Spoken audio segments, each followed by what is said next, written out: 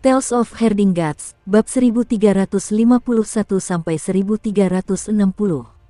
Untuk melihat video selengkapnya, sahabat bisa kunjungi playlist yang telah Sabta Novel sediakan. Yuk mari, kita berimajinasi bersama dan masuk ke alur ceritanya.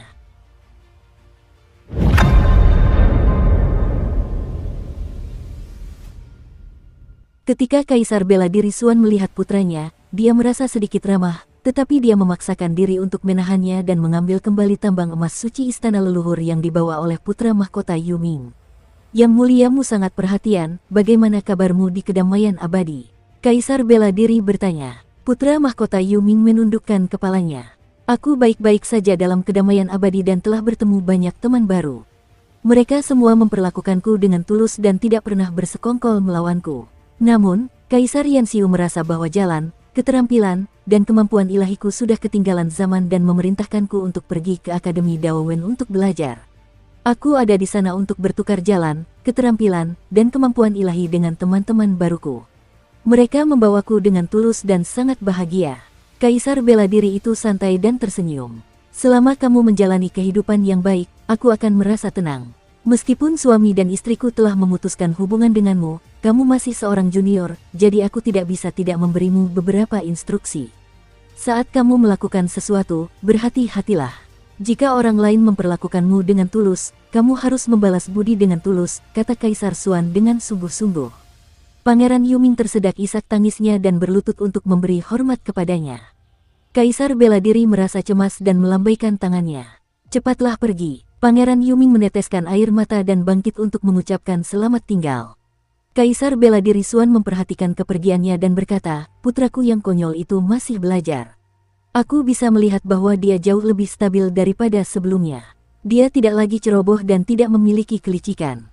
Kultivasinya jauh lebih kuat dari sebelumnya. Sepertinya kedamaian abadi telah memungkinkannya untuk tumbuh. Suami istri itu saling memandang dan tersenyum. Putraku juga orang yang memiliki bakat seperti seorang pendeta surgawi, tetapi dia tidak memiliki kebijaksanaan seperti seorang pendeta surgawi. Namun, dengan kedamaian abadi yang mendukungnya, dia mungkin bisa bertahan hidup. Mereka berdua memeriksa harta karun yang dikirim Kaisar Yanxiu dan tidak dapat menahan diri untuk tidak berkata apa-apa. Kaisar Yanxiu telah mengirim harta karun dalam jumlah yang sangat besar dan pengeluarannya sangat besar. Itu cukup bagi mereka untuk memurnikan harta karun yang dapat menekan nasib kutub utara. Yang muliamu telah menjadi kaya raya di istana leluhur. Kaisar Suan bergumam, kudengar dia menggunakan paviliun surga berlapis kaca biru langit kita untuk menekan istana leluhur. Anak ini mungkin menggunakan harta karun ini untuk menjilat kita. Kaisar Beladiri berkata, saat itu, dia juga orang yang menyelamatkan Muming dan istana surgawi kura-kura hitam. Tidak ada salahnya dia meminjamnya. Pada saat yang sama, pencegahan Yang Mulia Surgawi Hao datang terlambat. Penghalang yang dimiliki oleh Yang Mulia Surgawi adalah sebuah kepala yang seperti sebuah planet. Itu adalah kepala Kaisar tertinggi. Kepala itu adalah salah satu dari 3 bagian tubuh jasmani Kaisar tertinggi yang tersisa. Sejak Kaisar tertinggi melarikan diri, semuanya menjadi kacau. Dalam pertempuran dengan Yang Mulia Surgawi yang agung, dia kehilangan lengan dan menelan kepala. Setelah memperoleh batu purba dari Kinmu, dia telah memulihkan tubuh jasmaninya, namun, kepala dan lengan barunya tidak sebagus sebelumnya. Setelah itu, Kaisar Agung dikepung oleh 4 dewa agung di istana leluhur. Ia dipotong-potong oleh 4 dewa agung, dan tubuh jasmaninya dikorbankan di altar pengorbanan yang tersembunyi di istana leluhur, menjadi makanan bagi para praktisi kuat di era prasejarah. Hanya satu tinjunya yang jatuh ke dalam kendali dewa bumi purba dan selamat. Kepala yang jatuh ke tangan Kinmu hanya dibuat dari batu purba surga luas, jadi tidak bisa dibandingkan dengan kepala aslinya. Kepala ini dan lengan lain dari Kaisar tertinggi telah jatuh ke tangan surgawi yang maha agung. Pada saat itu, Yang Mulia Surgawi telah memurnikan kepala Kaisar tertinggi menjadi harta karun dan menggunakannya untuk mengintimidasi dunia asal. Tekanan pada Yang Mulia Surgawi, Pangeran Bumi, Adipati Surgawi, dan 3 dewa kuno dapat dibayangkan. Kaisar tertinggi adalah eksistensi yang setara dengan Yang Mulia Surgawi yang agung. Jika kepalanya dipenggal oleh Yang Mulia Surgawi yang agung, seberapa kuatkah kemampuannya? Begitu kepala Kaisar tertinggi muncul, semua harta di alam semesta kehilangan warnanya. Kepala Kaisar tertinggi membuka matanya. Kedua matanya ribuan kali lebih terang dari sinar matahari. Matanya berdengung saat dia mengamati langit dan bumi dari dunia asal, menerangi langit dunia asal ke segala arah. Meskipun ada desas-desus bahwa pemimpin 10 orang suci surgawi Haotian tidak sekuat sebelumnya, aura dan kekuatannya masih tak tertandingi. Para orang suci surgawi lainnya lebih rendah. Tiba-tiba pandangan mata sang kaisar tertuju pada suatu tempat yang gelap dan dia tidak mengalihkan pandangannya. Api karma berkobar di sana, mengubah tanah seluas 1000 mil menjadi padang gurun yang luas. Roh primordial seseorang muncul di tengah kobaran api karma. Rantai-rantai itu mengunci anggota tubuh orang itu, menyiksanya dalam api karma. Dia meraung dengan ganas. Roh primordial itu adalah mantan putra mahkota pengadilan surgawi, Kaisar Jahat Siewuki. Perahu kertas milik Yang Mulia Surgawi tampak samar-samar. Yang Mulia Surgawi berdiri di atas perahu hantu, dan pencegahnya tiba dengan tenang. Itulah Kaisar Jahat Siewuki, salah satu eksistensi terkuat di era Naga dan Han. Ia memiliki garis keturunan permaisuri dan Kaisar Surgawi. Ia memiliki bakat sebagai seorang pemuja surgawi, tetapi ia tidak sebanding dengan kebijaksanaannya. Siewuki, yang telah bertarung dengan Kaisar Surgawi untuk memperebutkan tahta dan dipaksa masuk ke Yudo, yang ditekan di Jade Lok Pass. Pada saat ini, ada orang lain di samping Siewuki. Dia adalah putra mahkota Istana Timur Pengadilan Surgawi saat ini, Mingya. Yang mengendalikan kepala Kaisar Agung adalah Yang Mulia Hao. Dia tidak peduli dengan Siewuki. Saat itu, dia telah menghasut Siewuki untuk memberontak dan menggunakan Kaisar Surgawi untuk menyingkirkan kakak laki-lakinya. Siewuki telah meninggal selama bertahun-tahun, jadi tidak ada yang perlu dikhawatirkan. Yang ia perhatikan hanya putra mahkota Mingya. Putra mahkota Mingya adalah salah satu dari sedikit orang yang memiliki bakat sebagai seorang pemuja surga. Ia menangkap Cisianyu di usia yang masih sangat muda dan memaksanya untuk tunduk kepada pengadilan surgawi. Bakatnya sangat luar biasa. Dia adalah orang paling berbakat di antara generasi muda Istana Surgawi, dan dia juga adik dari Yang Mulia Surgawi Hao. Namun pada kenyataannya, putra mahkota Mingya adalah putra dari Dewa Hao.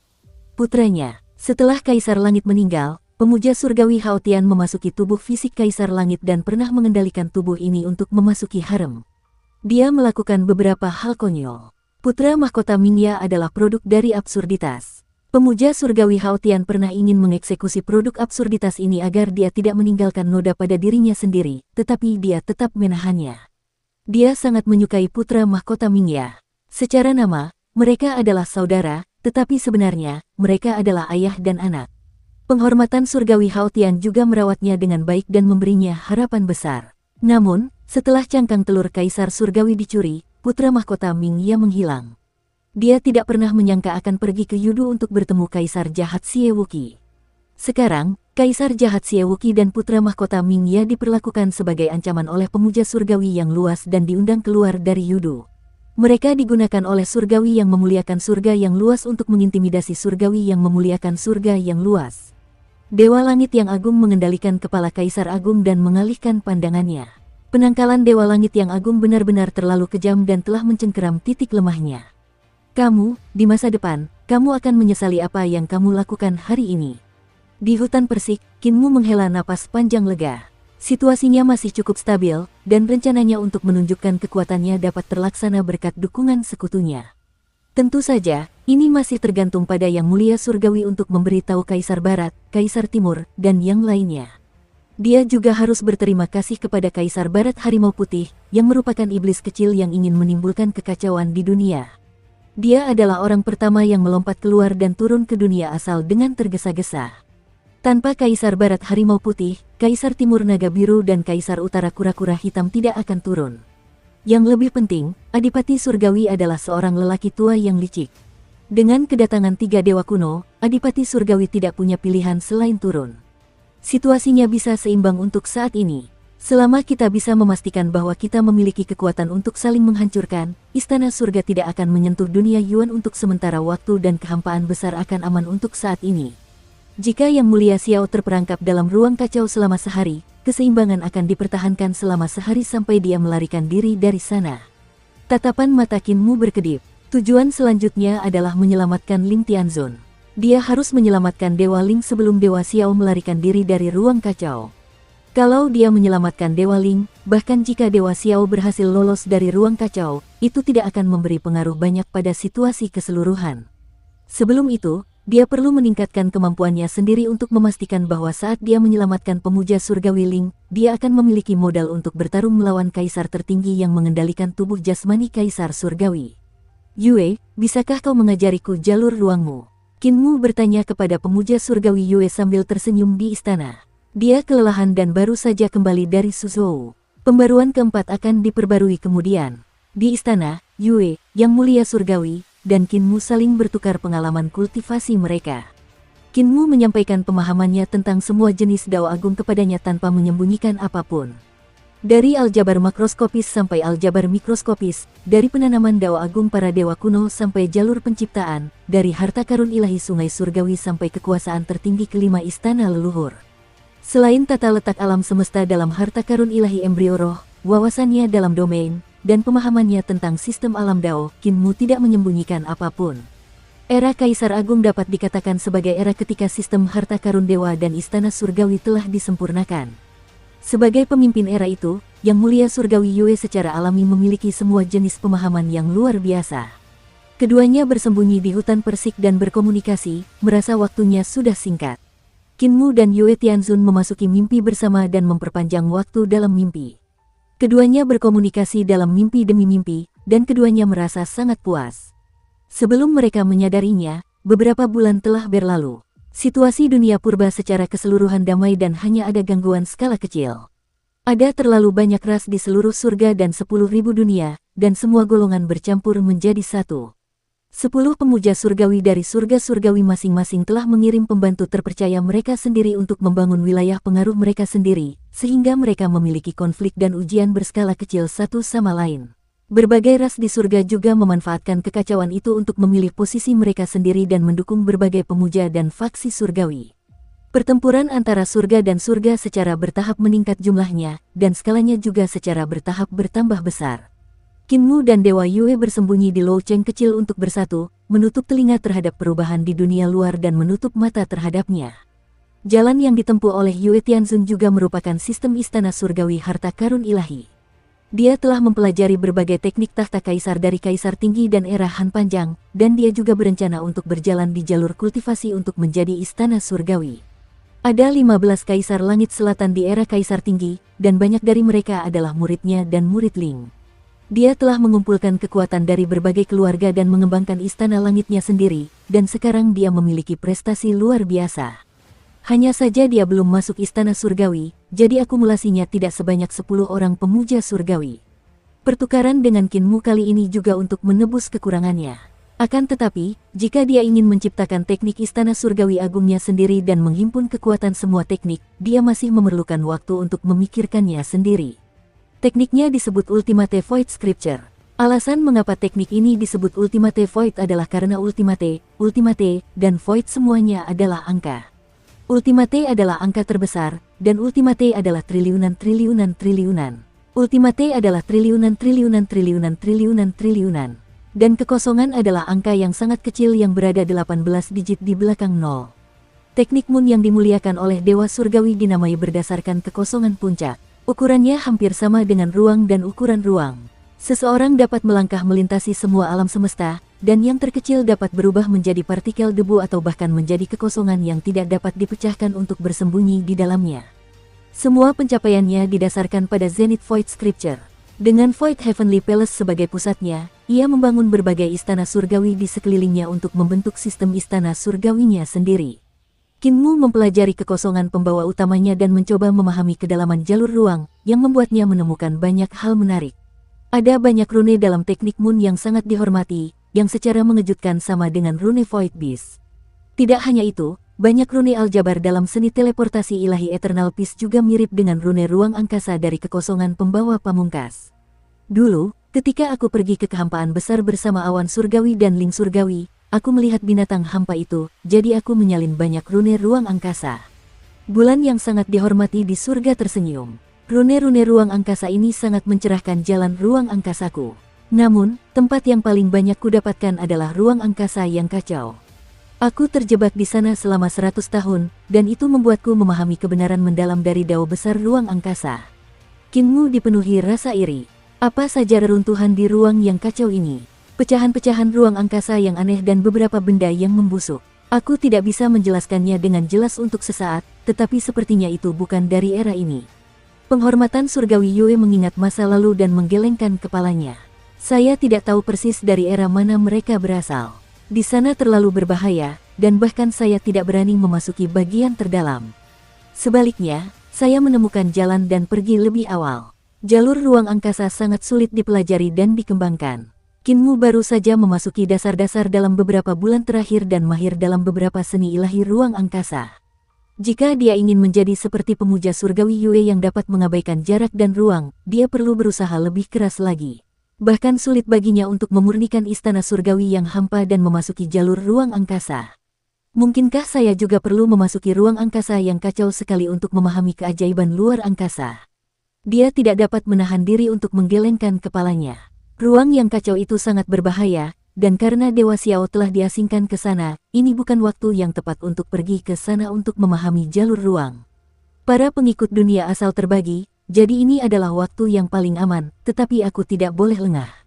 Kinmu meminjam lentera dari Yue, seorang pendeta surgawi, dan mengucapkan selamat tinggal padanya. Di antara 10 pendeta surgawi Hong dapat dipercaya, tetapi pendeta surgawi lainnya tidak. Aku tidak tahu kapan mereka akan menyerang dunia asal. Yue, kamu ahli dalam jalur ruang angkasa. Jika 10 pendeta surgawi ingin mencaplok dunia asal, mereka pasti akan menyingkirkanmu terlebih dahulu. Kamu harus berhati-hati. Pendeta Yue mengirimnya keluar dari hutan persik dan sedikit enggan.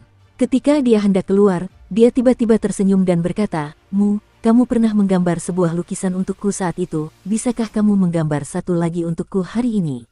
Kinmu berhenti dan mengeluarkan kuas, tinta, kertas, dan batu tinta. Ia mendongak dan melihat bunga-bunga di hutan persik saling bersaing, tak mampu menyembunyikan kecantikan seorang wanita. Pendeta Yue berdiri di bawah pohon persik dengan ranting persik di tangannya. Ada 2 atau 3 bunga di cabang persik, menutupi bibir cerinya. Dia tampak sedikit pendiam, sedikit malu, dan juga sedikit penuh harap.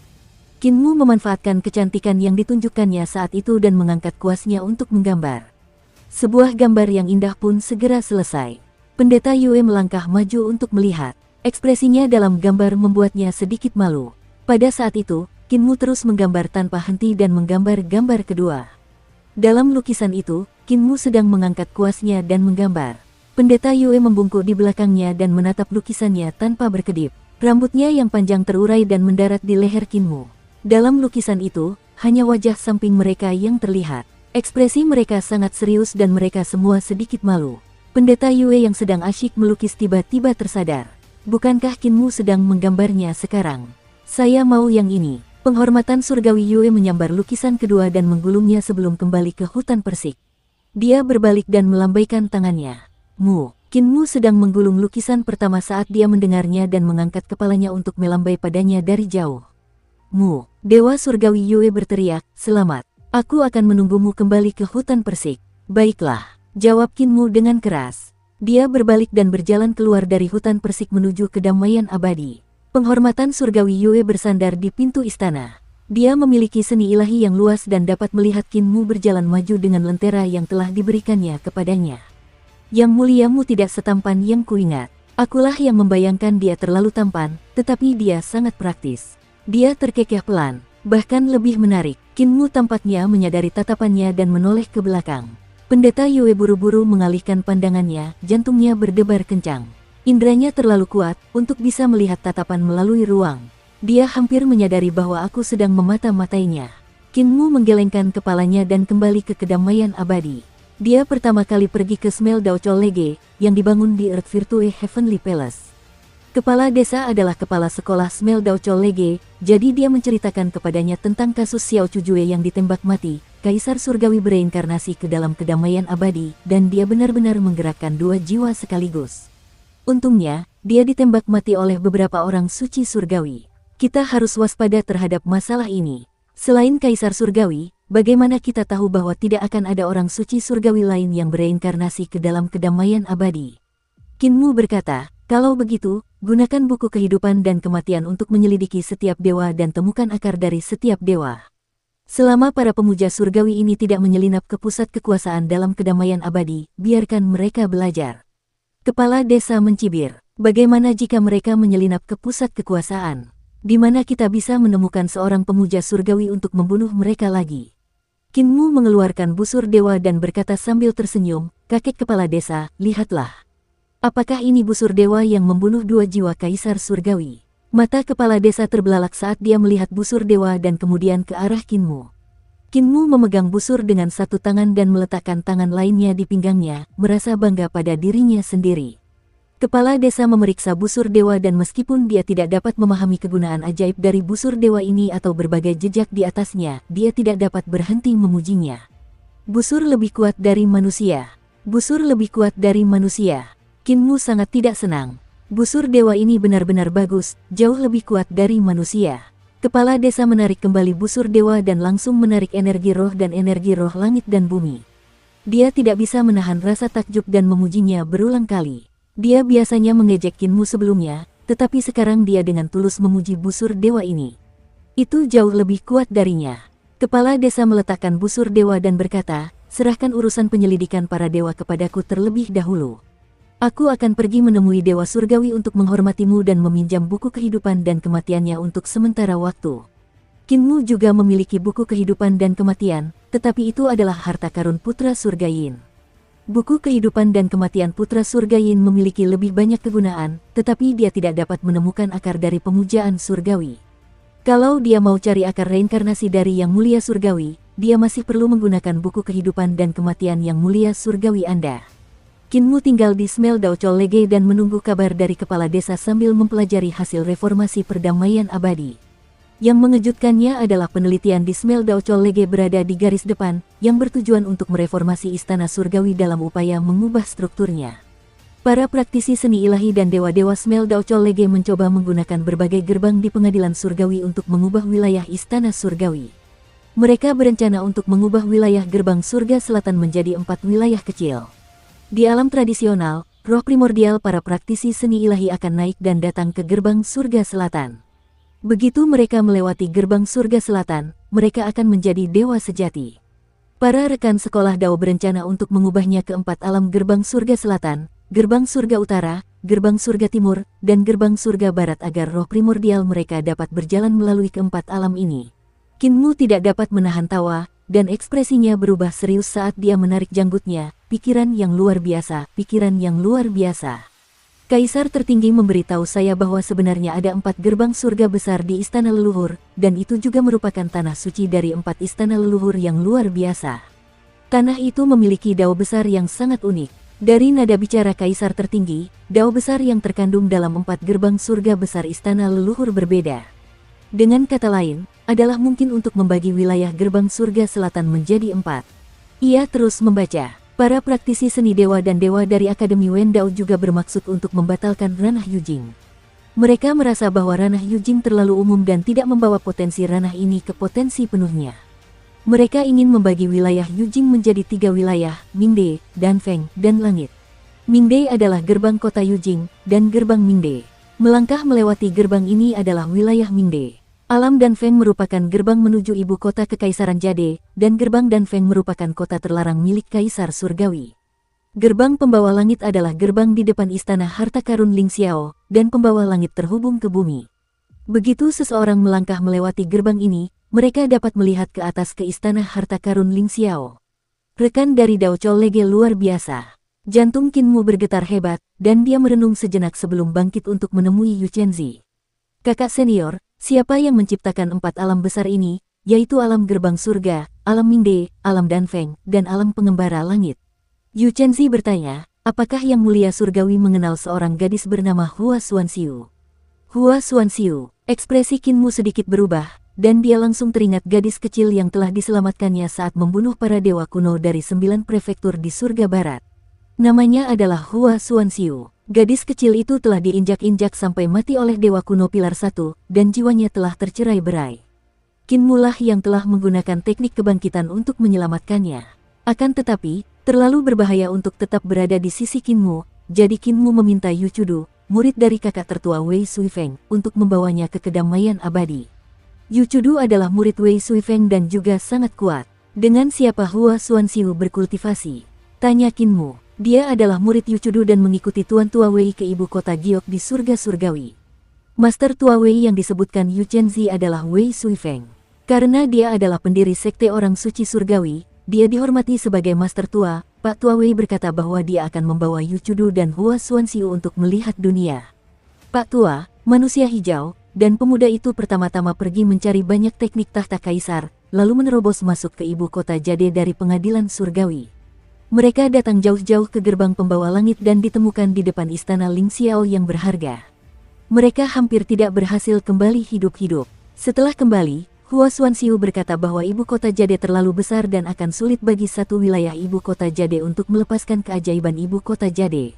Jadi, dia membayangkan 3 wilayah Mingde, dan Feng, dan pembawa langit. Pak Tua Wei tidak bisa berhenti memuji mereka. Qin Mu tersenyum. Ketiga alam ini memang sangat dalam dan cemerlang. Dukung terus channel YouTube Sabta Novel. Yu Chenzi tidak mempermasalahkannya, itu hanya imajinasi anak-anak. Meskipun masuk akal, Pak Tua Wei dan yang lainnya telah mempelajarinya dalam waktu yang lama selama 2 tahun terakhir, tetapi mereka tetap tidak dapat menemukan apapun. Untuk setiap alam di Istana Surgawi, akan ada peningkatan besar dalam kultivasi dan kemampuan setiap kali mereka menerobos. Dan alam yang dibayangkan Hua Xuanxiu tidak memiliki peningkatan kemampuan apapun. Dia menjelaskan, para dewa di Akademi Dao Wen telah mencobanya sebelumnya. Roh primordial mereka melewati gerbang kebajikan cerah, gerbang pil Phoenix, dan gerbang bantalan langit di ibu kota Jade, tetapi kultivasi mereka tidak meningkat. Mereka hanya mendengar beberapa suara samar. Qin Mu merenungkannya sejenak dan bertanya, lalu bagaimana dengan gerbang surga utara, gerbang surga timur, dan gerbang surga barat? Jika roh primordial mereka melewati gerbang ini, apakah akan ada peningkatan dalam kultivasi dan kemampuan? Yu Chenzi bertepuk tangan dan berkata, keajaiban itu ada di sini. Para dewa di pelataran Dao Wen telah mengujinya sebelumnya. Ketika roh primordial melewati ketiga gerbang ini, kultivasi mereka memang akan meningkat, dan pemahaman mereka tentang jalan itu juga akan semakin dalam. Beberapa dewa yang awalnya tidak dapat memasuki jalan itu sebenarnya memahami jalan itu setelah melewati 4 gerbang surga, sehingga memasuki jalan itu. Qin Mu tersenyum tipis dan segera memahami alasan dibaliknya, mungkin karena Kaisar Surgawi Dewa Kuno dan dewa-dewa kuno lainnya membangun istana surgawi. Mereka hanya melihat 4 gerbang surgawi besar istana leluhur dan panggung pembantaian Dewa Jade Lake Jade, tetapi mereka belum pernah melihat ibu kota Giok yang sebenarnya. Yu Chenzi tidak mengerti apa maksudnya. Qin Mu tidak menjelaskan lebih lanjut dan bertanya, di alam manakah Hua Xuanxiu sekarang? Dia baru saja menanam kayu bawaan, jadi seharusnya dia sekarang berada di alam bintang 7, kan? Yu Chenzi juga tidak berani memastikan. Qin Mu membuka matanya lebar-lebar, dan setelah beberapa saat, dia perlahan-lahan mengembuskan napas keruh, dia mendesah. Alam 7 bintang, dan kakak senior berani membawanya ke pengadilan surga untuk bermain-main. Jika kakak senior meninggal, dia juga akan mati karena ombak. Aku harus merepotkan kakak senior untuk mengundang Hua Xuanxiu. Setelah beberapa saat, Yu Chenzi membawa Hua Xuanxiu kemari. Hua Xuanxiu mengenakan pakaian dari kulit binatang, celana pendek, dan mantel pendek. Dia membawa tulang binatang yang sangat besar, yang merupakan tulang paha dewa kuno Zuer. Gadis ini bagaikan anak liar yang dibesarkan di hutan, bahkan ada gelembung hidung yang keluar dari lubang hidung kirinya. Paman tulang besar bermata 3. Hua Xuanxiu berkata, tidak dapat menahan kegembiraannya. Ekspresi Qin Mu sedikit merosot, dan dia berkata dengan marah, panggil aku paman senior. Aku adik laki-laki paman seniormu. Hua Xuanxiu menjulurkan lidahnya. Gadis ini berusia sekitar 10 tahun, dan dia berbeda dari praktisi seni dewa kedamaian abadi. Tubuhnya dipenuhi dengan sifat liar yang sulit dijinakkan. Saat itu, ketika jiwanya telah tersebar, Qin Mu tidak meminjam kekuatan Adipati Surgawi. Sebaliknya, ia menggunakan kekuatannya sendiri dan kekuatan bangsawan bumi untuk mengumpulkan jiwanya dan membentuk jiwanya, memungkinkannya untuk terlahir kembali. Karena itu pula, jiwanya jauh lebih kuat daripada jiwa praktisi seni dewa biasa. Ketika Qin Mu membiarkan Yu Chudu membawanya pergi, gadis ini masih seorang gadis yang tidak memiliki banyak keberanian. Namun, sekarang dia telah mengembangkan sifat liar, yang membuat Qin Mu agak bingung. Yang tidak diketahuinya adalah bahwa perjalanan Yu Chudu menuju kedamaian abadi bersama Hua Xuanxiu tidaklah mulus. Sebaliknya, perjalanan itu penuh dengan pengejaran dan pengejaran balik. Para pengejar di surga barat sangat kuat, dan perjalanan Yu Chudu dipenuhi dengan badai berdarah. Ia hidup seperti orang biadab, itulah sebabnya ia membawa Hua Xuanxiu menuju kedamaian abadi hidup-hidup. Setelah mengalami begitu banyak hal, Hua Xuanxiu juga menjadi sedikit buas. Ketika mereka berdua mencapai kedamaian abadi, tubuh mereka berlumuran darah dan kulit binatang. Dapat dikatakan bahwa mereka berada dalam kondisi yang sangat menyedihkan. Tiga alammu, Mingde, dan Feng, dan langit sangat menarik. Qin Mu berkata dengan ekspresi senang, begitu ketiga alam ini tercipta, kau akan menjadi pemuja surgawi di era saat ini. Paman tulang besar, paman senior. Hua Xuanxiu buru-buru mengubah kata-katanya, dia tersenyum dan berkata, ketiga alam ini palsu. Guru dan paman senior telah mengujinya dan yang lainnya di Daochol Lege juga telah mengujinya. Itu bukan alam, aku hanya mengatakannya dengan santai, aku tidak bisa menganggapnya serius. Qin Mu tertegun sejenak dan hatinya tiba-tiba tersentuh. Air mata mengalir deras seperti hujan, membuat Yu Chenzi dan Hua Xuanxiu ketakutan. Hua Xuanxiu segera maju dan menyingkirkan tulang besar itu. Dia berjongkok dan menghiburnya dengan lembut, paman buyut senior, jangan menangis. Kamu sudah dewasa, tetapi kamu masih menangis. Apakah kamu tidak malu? Qin Mu berteriak keras, yang aku tangisi adalah bahwa bahkan dengan keberadaan seperti kakak senior, tanah suci seperti Smel Daochol Lege, dan tempat terbuka seperti kedamaian abadi, aku malah akan menyesatkan anak-anak orang lain dan hampir menunda seorang yang terhormat di surga. Yang membuatku sedih adalah pendidikan ini. Yang membuatku sedih adalah berapa banyak orang luar biasa dalam sejarah sejuta tahun ini yang telah ditolak oleh satu kalimat dan kehilangan prestasi yang dapat mengubah dunia. Hua Xuanxiu dan Yu Chenzi sama-sama biksu yang tingginya 12 kaki dan tidak dapat memahaminya. Qin Mu menangis terseduh-seduh hingga langit dan bumi menjadi gelap. Yu Chenzi tidak dapat menahan rasa cemasnya dan segera menyelinap pergi untuk mengundang Wei Suifeng, Yu Chudu, dan yang lainnya. Ia berpikir dalam hati, kapan Yang Muliamu pernah menangis? Bagaimanapun, aku belum pernah mendengarnya. Yang Muliamu menangis bukanlah masalah kecil, aku tidak dapat membujuknya. Dia menemukan Wei Suifeng, Yu Chudu, dan yang lainnya. Ketika dia menyebutkan masalah ini, Wei Suifeng berkata dengan heran, adik laki-lakiku menangis. Aneh, dia tidak takut pada langit atau bumi, apa yang bisa membuatnya menangis?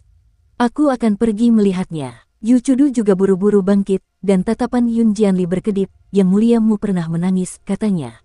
Ketika saya mendengar bahwa Yang Muliamu menentang pengadilan surgawi selama bencana perdamaian abadi, dia tidak menanggapi panggilan surga, Adipati Surgawi tidak membantunya, hitungan bumi tidak membantunya, dan hitungan bumi juga tidak membantunya. Dia dikelilingi oleh musuh dan merasa tidak berdaya untuk menentang pengadilan surgawi dan menyelamatkan perdamaian abadi dari api dan air, jadi dia mencungkil matanya dan menangis. Wei Suifeng merasa sakit hati terhadap adik laki-lakinya ini dan bangkit berdiri. Ayo kita lihat. Ketika mereka datang, mereka melihat Hua Xuanxiu menepuk punggung Qin Mu dan menghiburnya dengan suara lembut. Hati Yu Chudu menghangat. Dulu ketika dia melarikan diri, ketika dia kelelahan, Hua Xuanxiu telah menghiburnya seperti ini. Meskipun dia selalu merasa bahwa Hua Xuanxiu sedang menghibur seekor anjing besar yang terluka. Wei Suifeng tertawa terbahak-bahak, Yang Muliamu, mengoreksi seorang pria yang tingginya 9 kaki dan agung, mengapa Anda menangis seperti anak kecil? Qin Mu menghentikan kesedihannya dan mengangkat kepalanya untuk mencibir, aku menangis tentang keserakahannya dan ketidakmampuanmu, memperlakukan pohon bakat hebat seperti kayu bakar dan membakarnya. Aku menangis tentang berapa banyak pahlawan di dunia yang kembali ke keserakahannya, menangis tentang orang-orang berbakat yang tidak berguna. Wei Suifeng marah dengan kata-katanya, dia mencibir, berhentilah membicarakan hal-hal lain. Kamu hanya merasa bahwa Yun Jianli dan aku tidak tinggal di hutan persik untuk membantumu. Kamu merasa bahwa kami berutang padamu, jadi kamu berpura-pura dirugikan untuk memeras kami. Ada pertempuran pemujaan surgawi di hutan persik, jadi bahkan jika kita tinggal, itu akan sia-sia. Qin Mu menggelengkan kepalanya dan berdiri, tatapannya tertuju pada Hua Xuanxiu. Aku tidak berbicara tentang hal itu, aku berbicara tentang dia. Jika Xuanxiu benar-benar mendengarkan kata-katamu dan tidak menyelidiki tiga alam Mingde, Pil Phoenix, dan Sky Bearing, kedamaian abadi pasti akan kehilangan satu orang agung surgawi yang dapat membuka alam. Dia mendesah. Dia hampir hancur karena kata-katamu. Kupikir jika aku tidak bertanya, dia pasti akan menjadi biasa-biasa saja dan tidak berguna. Paling-paling, dia hanya akan bisa bersama kalian dan bersaing dengan kalian untuk mendapatkan supremasi, dan itu membuatnya sedih dari lubuk hatinya. Ketika dia memikirkan tentang berapa banyak orang jenius seperti itu dalam sejarah yang telah dihancurkan oleh kalimat yang tidak disengaja, dia tidak bisa menahan tangis. Kamu salah, jangan lakukan itu. Kalimat ini yang paling menyakitkan. Dia tak dapat berhenti memikirkan Tai Yi. Tai berkata bahwa saat itu, Kinmu telah menyerah pada jalannya sendiri dan berjalan ke dalam sistem istana surgawi dan pengadilan surgawi. Dia telah berubah menjadi air mata di sudut mata Kinmu. Sekarang, dia mengerti betapa hebatnya perubahan yang dirasakan saat itu. Wei Suifeng, Yun Jianli, dan yang lainnya sedikit tertegun saat mereka melihat Hua Xuanxiu. Yun Jianli bertanya, "Yang mulia, maksudmu ketiga alam ini ada?" Kinmu mengangguk. Wei Suifeng menggelengkan kepalanya. "Kami sudah mengujinya, tetapi mereka tidak ada. Di sisi lain, alam gerbang surga timur, gerbang surga barat, dan gerbang surga utara memang ada. Namun, keempat alam gerbang surga besar ini masing-masing memiliki kekuatannya sendiri, jadi seluk-beluk di dalamnya masih perlu dipelajari secara mendalam. Mingde, dan Feng, dan langit, ketiga alam ini ada." Kinmu berkata, "Sistem kultivasi Istana Surgawi diciptakan oleh Kaisar Surgawi, tetapi ia baru saja memulainya. Dengan garis besarnya, ia secara bertahap menyempurnakannya setelah era Naga dan Han, secara bertahap mengisi seluruh Istana Surgawi. Hanya sampai hari ini ia perlahan-lahan mengisi seluruh Istana Surgawi, tetapi sampai sekarang, belum ada satupun makhluk yang benar-benar mengolahnya." Wei Suifeng dan Yun Jianli mengangguk setuju. Wei Suifeng bertanya, "Lalu mengapa kamu memutuskan bahwa ketiga alam ini ada?" "Karena sistem kultivasi Dao Realm." Beberapa orang tercengang. Yu Chudu sedikit pusing dan merasa tidak dapat mengikuti pikiran Kinmu. Sistem Istana Surgawi berfokus pada kultivasi, kekuatan sihir, dan kekuatan. Sistem ini tidak memiliki pemahaman tentang Dao. Kalian semua telah memperhatikan ini, bukan? Kinmu berkata dengan tenang, dan sistem alam Dao berfokus pada pemahaman Dao, satu alam, satu surga. Kalau begitu, apakah Istana Surgawi benar-benar tidak memiliki pemahaman tentang Dao? Saya merasa bahwa 4 gerbang surgawi besar adalah gerbang untuk memasuki Dao. Begitu Anda memasuki 4 gerbang surgawi besar, Anda dapat memasuki Dao. Inilah esensi sejati dari sistem Istana Surgawi. Karena Kaisar Surgawi Yu meninggal, tidak seorang pun mampu menggali esensi sejati ini, itulah sebabnya mereka berjalan di jalur kultivasi abnormal yang semata-mata berfokus pada kekuatan. Wei Suifeng mengerutkan kening, "Ketika aku bereksperimen dengan roh primordialku melewati 3 gerbang surgawi lainnya, aku memang merasakan sesuatu yang aneh. Aku punya perasaan memahami jalannya, namun, aku tidak punya perasaan memahami jalan 3 gerbang Mingde, dan Feng, dan langit. Ini karena ketiga gerbang pengadilan surgawi Longhan semuanya palsu. Mereka hanya muncul di permukaan, tetapi tidak dalam kenyataan." Kinmu membangkitkan semangatnya, "Tidak hanya ketiga gerbang ini palsu, bahkan 4 gerbang surgawi besar seperti gerbang surga selatan tidak dapat memuat aturan Dao besar dari 4 gerbang surgawi besar yang sebenarnya. Gerbang surgawi yang sebenarnya ada di Istana Leluhur, sedangkan Danau Giok yang sebenarnya, panggung eksekusi dewa, dan ibu kota Giok juga ada di Istana Leluhur." Yun Juansu dan Wei Suifeng tenggelam dalam pikirannya. Jika ada satu orang yang mampu memadukan alam Dao dan sistem Istana Surgawi dengan sempurna, jika keberadaan seperti itu bukan seorang pemuja surgawi, lalu siapa lagi? Kinmu menjentikkan lengan bajunya dan berkata dengan dingin, "Yang disebut 10 orang yang sangat dihormati di pengadilan surgawi, selain dari orang yang sangat dihormati di surga dan orang yang sangat dihormati di surga, yang lainnya hanya memiliki kekuatan yang sangat besar dan tidak memiliki prestasi dalam menyempurnakan sistem kultivasi. Yang mulia surgawi yang saya bicarakan adalah suatu eksistensi seperti Yang Mulia Surgawi Longhan dan 7 Yang Mulia Surgawi, suatu eksistensi seperti Kaisar Pendiri yang telah membuka alam Dao, suatu eksistensi seperti Su Senghua yang telah membuka harta karun ilahi sungai surgawi, dan suatu eksistensi seperti saya yang telah membuka alam pengadilan leluhur. Dan ada satu keberadaan seperti itu di Wen Dao Chol Lege." Tatapannya tertuju pada Hua Xuanxiu. Tatapan semua orang juga tertuju pada Hua Xuanxiu. Dia melompat ketakutan dan mundur selangkah, hampir tersandung tulang pahanya yang telah dia lempar ke tanah.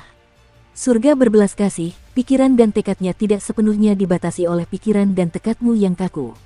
Kinmu berkata dengan tenang, "Jika aku datang beberapa tahun kemudian, dia akan menjadi seperti orang lain dan menjadi seperti kalian semua." Wei Suifeng, Yun Jianli, dan Yu Chenzi semuanya sangat tidak senang dalam hati, tetapi mereka harus mengakui bahwa mereka memang hampir melumpuhkan kreativitas Hua Xuanxiu.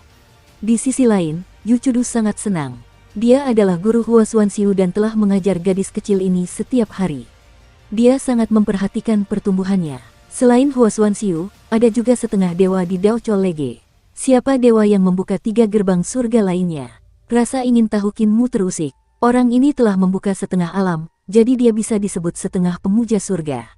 Itu dibuat oleh putra mahkota Yuming dan Wen Yuan saat mereka mempelajari seni, jalur, dan keterampilan ilahi dari Nenek Si.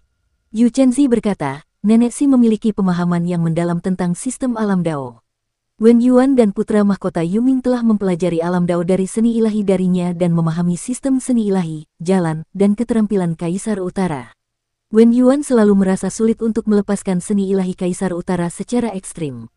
Pangeran Yuming mengajarinya, tetapi yang aneh adalah bahwa Pangeran Yuming juga tidak dapat membawa seni ilahi Kaisar Utara secara ekstrim. Nenek Si awalnya mengira itu karena garis keturunannya dan bahkan telah mengambil darah Pangeran Yuming untuk mempelajarinya.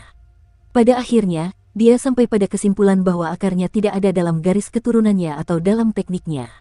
Mereka bertiga merenungkannya untuk waktu yang lama dan merasa bahwa ada sesuatu yang hilang dalam sistem istana surgawi. Qin Mu mendengarkan dan bertanya, Wen Yuan. Wen Yuan yang mana? Yu Chenzi tercengang. Dia adalah pemimpin sekte muda dari sekte suci surgawi Anda. Anda adalah pemimpin sekte lama dan Anda sebenarnya tidak tahu. Aku menjadi pemimpin sekte lama. Qin Mu tercengang dan menoleh untuk melihat Wei Suifeng dengan susah payah. Kakak senior, kapan aku direbut? Kenapa aku tidak tahu tentang ini? Wei Suifeng terus batuk. Dia adalah pendiri sekte orang suci surgawi, jadi sekte orang suci surgawi memang tidak memberitahu Qin Mu tentang pemimpin sekte baru itu. Qin Mu menatapnya, dan Wei Suifeng terbatuk cukup lama. Ia hampir saja batuk darah, tetapi ia tetap tidak bisa lolos. Ia hanya bisa berkata, kau tidak direbut, tetapi bukankah kau masih hidup dan sehat? Qin Mu menatapnya dengan wajah muram. Aku baru berusia 17 tahun, dan aku sudah menjadi seorang guru sekte tua. Kapan kalian melumpuhkanku? Setidaknya beritahu aku. Yu Chenzi menutup mulutnya di saat yang tepat dan tidak mengatakan apa-apa lagi. Sekte suci surgawi selalu menjadi iblis, tetapi mereka bahkan tidak memberitahu pemimpin sekte lama tentang pembentukan pemimpin sekte. Jika itu sekte lain, mereka pasti sudah lama terpecah belah. Ini masalah internal mereka, jadi saya tidak bisa mengatakan apa-apa lagi. Wei Suifeng tidak berdaya, masalah pembentukan pemimpin sekte muda telah dibahas oleh para pemimpin aula, tetua, raja surgawi, pelindung, dan orang suci dari sekte orang suci surgawi. Itu juga disetujui oleh para pemimpin sekte sebelumnya. Sebagai mantan orang suci, si Yuyu juga menganggukkan kepalanya. Tentu saja, ketika mereka datang untuk meminta nasihat kepadaku, aku juga menganggukkan kepalaku. Qin Mu berkata dengan marah, tapi aku masih hidup, jadi pemimpin sekte muda yang mendirikan sekte seharusnya memberitahuku terlebih dahulu, kan? Siapa yang tahu apakah kamu hidup atau mati? Siapa yang tahu di mana kamu berada? Wei Suifeng juga marah, dia berkata dengan marah, setelah menjadi master sekte suci, kamu telah berlarian kemana-mana. Jika kamu tidak mencari kematian, maka kamu mencari kematian. Kapan kamu kembali ke sekte orang suci surgawi? Ketika kamu menghilang, semua orang menebak bahwa ada 50% kemungkinan kamu masih hidup dan 50% kemungkinan kamu sudah mati. Hanya ketika kamu muncul, mereka dapat menentukan apakah kamu masih hidup atau sudah mati. Kita tidak bisa hanya menunggu kamu mati sebelum kita menunjuk seorang master sekte muda, kan? Qin Mu bergumam, baiklah, kenapa kamu marah? Namun, setidaknya kamu harus memberitahuku. Wei Suifeng mendengus, setiap kali kau kembali ke kedamaian abadi, apakah kau pergi ke sekte orang suci surgawi? Awalnya, kepala aula tidak berencana untuk menunjuk seorang kepala sekte muda, tetapi setiap kali kau datang ke kedamaian abadi, kau akan pergi dengan tergesa-gesa dan tidak pernah berurusan dengan urusan sekte. Ketika aku kembali, mereka menemukanku dan memintaku untuk menjadi kepala sekte sementara, jadi tentu saja aku tidak mau. Jadi, semua orang memilih seorang kepala sekte muda untuk menjadi kepala sekte sementara. Kau juga kenal dengan kepala sekte muda ini. Hati Qin Mu tergerak sedikit. Wei Suifeng memerintahkan orang-orang untuk mengundang Nenek Si dan Wen Yuan. Setelah beberapa saat, Nenek Si membawa seorang pemuda tampan dengan bibir merah, gigi merah, dan gigi putih. Qin Mu bergegas maju untuk menyambutnya dan berkata, Patriark, lama tidak bertemu. Pemuda Wen Yuan tersenyum dan berkata, Ketua sekte, tolong jangan seperti ini. Sekarang aku adalah ketua sekte muda dan kau adalah ketua sekte. Secara nama, aku masih muridmu. Qin Mu tercengang. Pemuda ini adalah patriark muda dari sekte orang suci surgawi.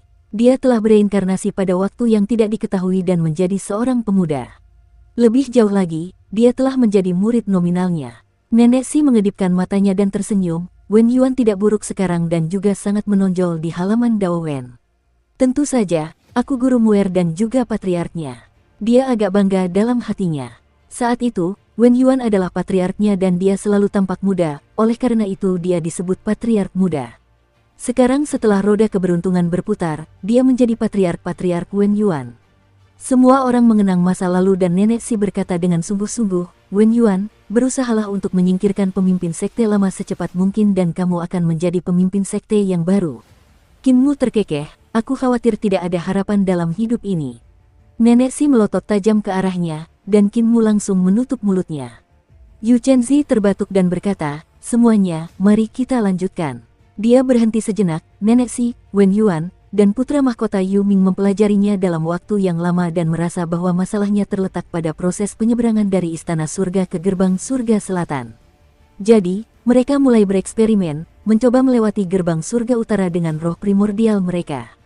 Setelah roh primordial mereka melewati gerbang surga utara, mereka memahami banyak jalan dan menjalankan seni ilahi Kaisar Utara, akhirnya memasuki alam Dao dengan lancar. Nenek Si, Wen Yuan, apakah ini masalahnya? Nenek Si dan Wen Yuan muda mengangguk. Kami sampaikan hal ini kepada orang lain di perguruan Wen Dao. Oleh karena itu, banyak orang mulai bereksperimen, mengembangkan fungsi 4 gerbang surga besar sedikit demi sedikit, kata Nenek Si. Yu Chenzi berkata, sekarang, sistem 4 gerbang surga besar pada dasarnya telah diselesaikan oleh para dewa dari perguruan Wen Dao.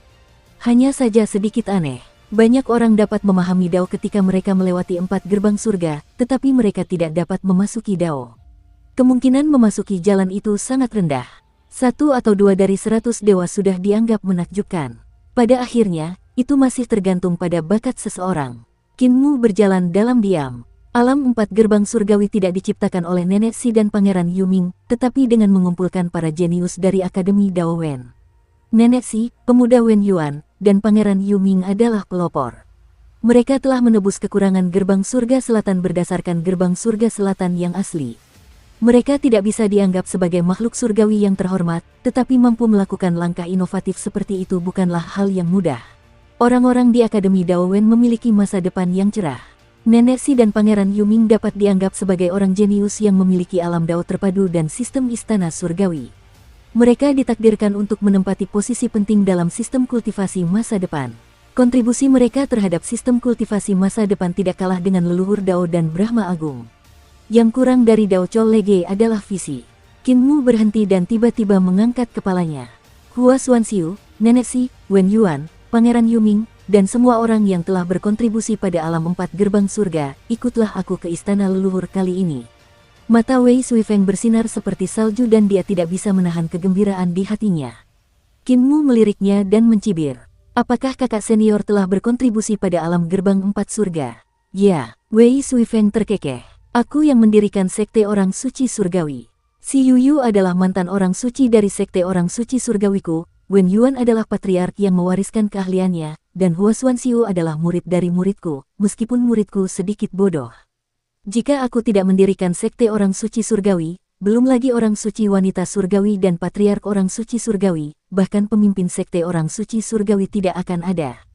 Aura Qinmu langsung turun setengah kepala, dan dia bergumam, jika kau ingin pergi, pergilah. Apa gunanya membicarakan hal-hal sepele seperti itu? Sekte surgawi suci kita selalu menghormati yang tua dan mencintai yang muda. Paling-paling, pemimpin sekte yang baru akan menyingkirkan pemimpin sekte sebelumnya. Semua orang sudah siap berangkat. Sekarang situasi di dunia asal sudah stabil, para ahli dari perguruan tinggi penciuman Dao tidak perlu tinggal di sini selamanya. Mengikuti Qinmu ke istana leluhur untuk melihat dunia adalah sesuatu yang layak untuk dinantikan. Namun, Qinmu tidak segera mengeluarkannya. Sebaliknya, ia menunggu beberapa hari lagi hingga kepala desa kembali dari tempat yang mulia surgawi Yu. Ia bahkan membawa apoteker kembali. Yang mulia, Anda telah memeriksa hampir semua populasi kedamaian abadi, jadi Anda membutuhkan waktu yang lama. Kepala desa melemparkan sebuah buku kecil kepada Qinmu dan berkata, ini adalah hasil penyelidikan yang mulia surgawi. Di dalamnya terdapat semua praktisi seni dewa perdamaian abadi dan dewa yang mungkin merupakan reinkarnasi dari 10 yang mulia surgawi perdamaian abadi. Apoteker, minumlah tehnya. Mereka berdua duduk dan perlahan merebus air untuk membuat teh. Dari waktu ke waktu, mereka akan melihat ke arah Qinmu. Qinmu menenangkan diri dan membuka buku Heavenly Venerate You. Ekspresinya berangsur-angsur menjadi serius. Tulisan tangan Yang Mulia Surgawi ada di buku kecil itu.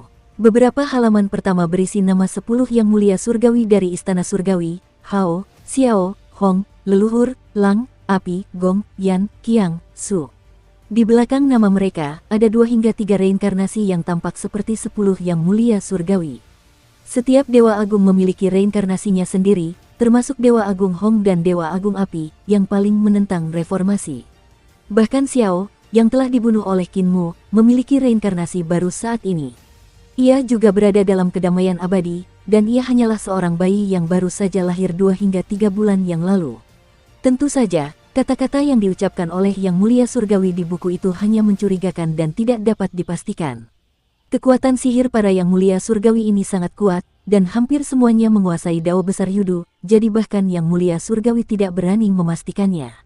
Lebih jauh lagi, bahkan ada orang yang telah memasang jebakan dalam upaya untuk menipu Yang Mulia Surgawi dengan orang lain.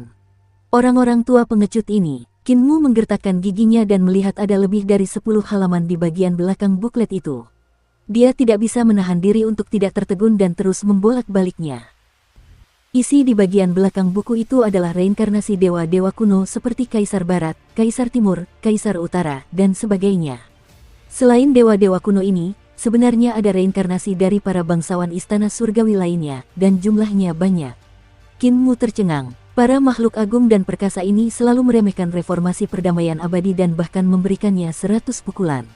Mereka meremehkannya dan mempersulitnya, dengan tegas melarang murid-murid mereka untuk berhubungan dengan reformasi perdamaian abadi.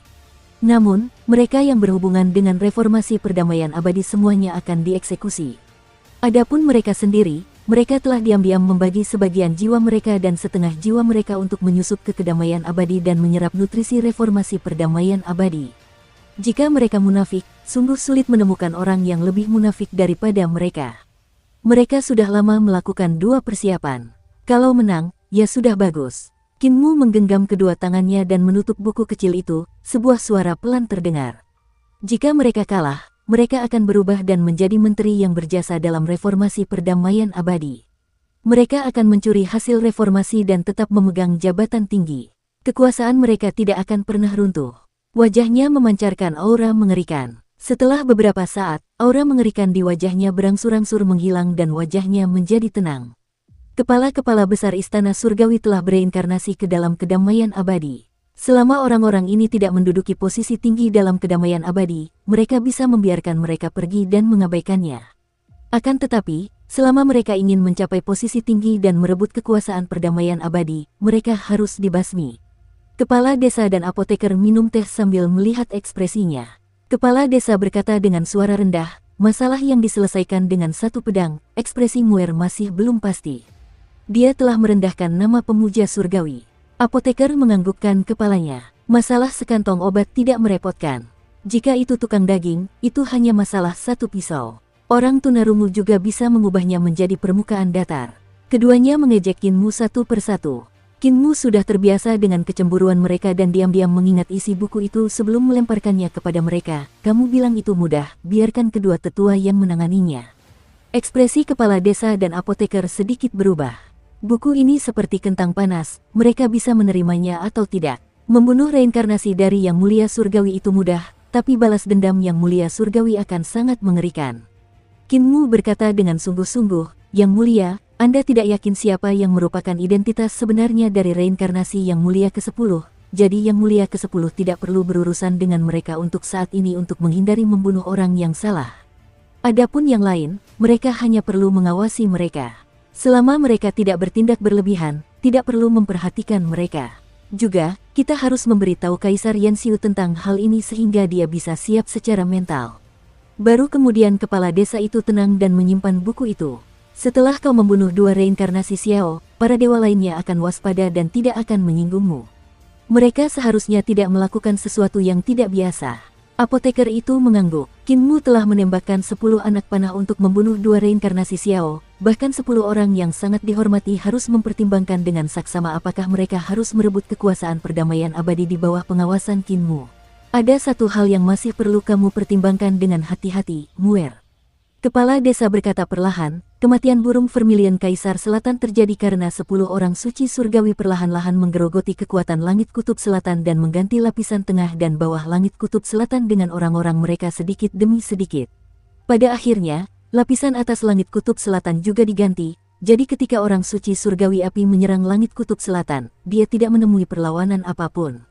Mereka memiliki banyak kesabaran. Qin Mu tegas, aku akan mengurusnya. Wei Suifeng, Nenek Si, dan yang lainnya sudah bersiap. Kapal Eternal Peace akan segera berlayar, dan tepat saat Qin Mu hendak menaiki kapal, dia tiba-tiba melihat seberkas cahaya melintas di jembatan penghubung energi spiritual.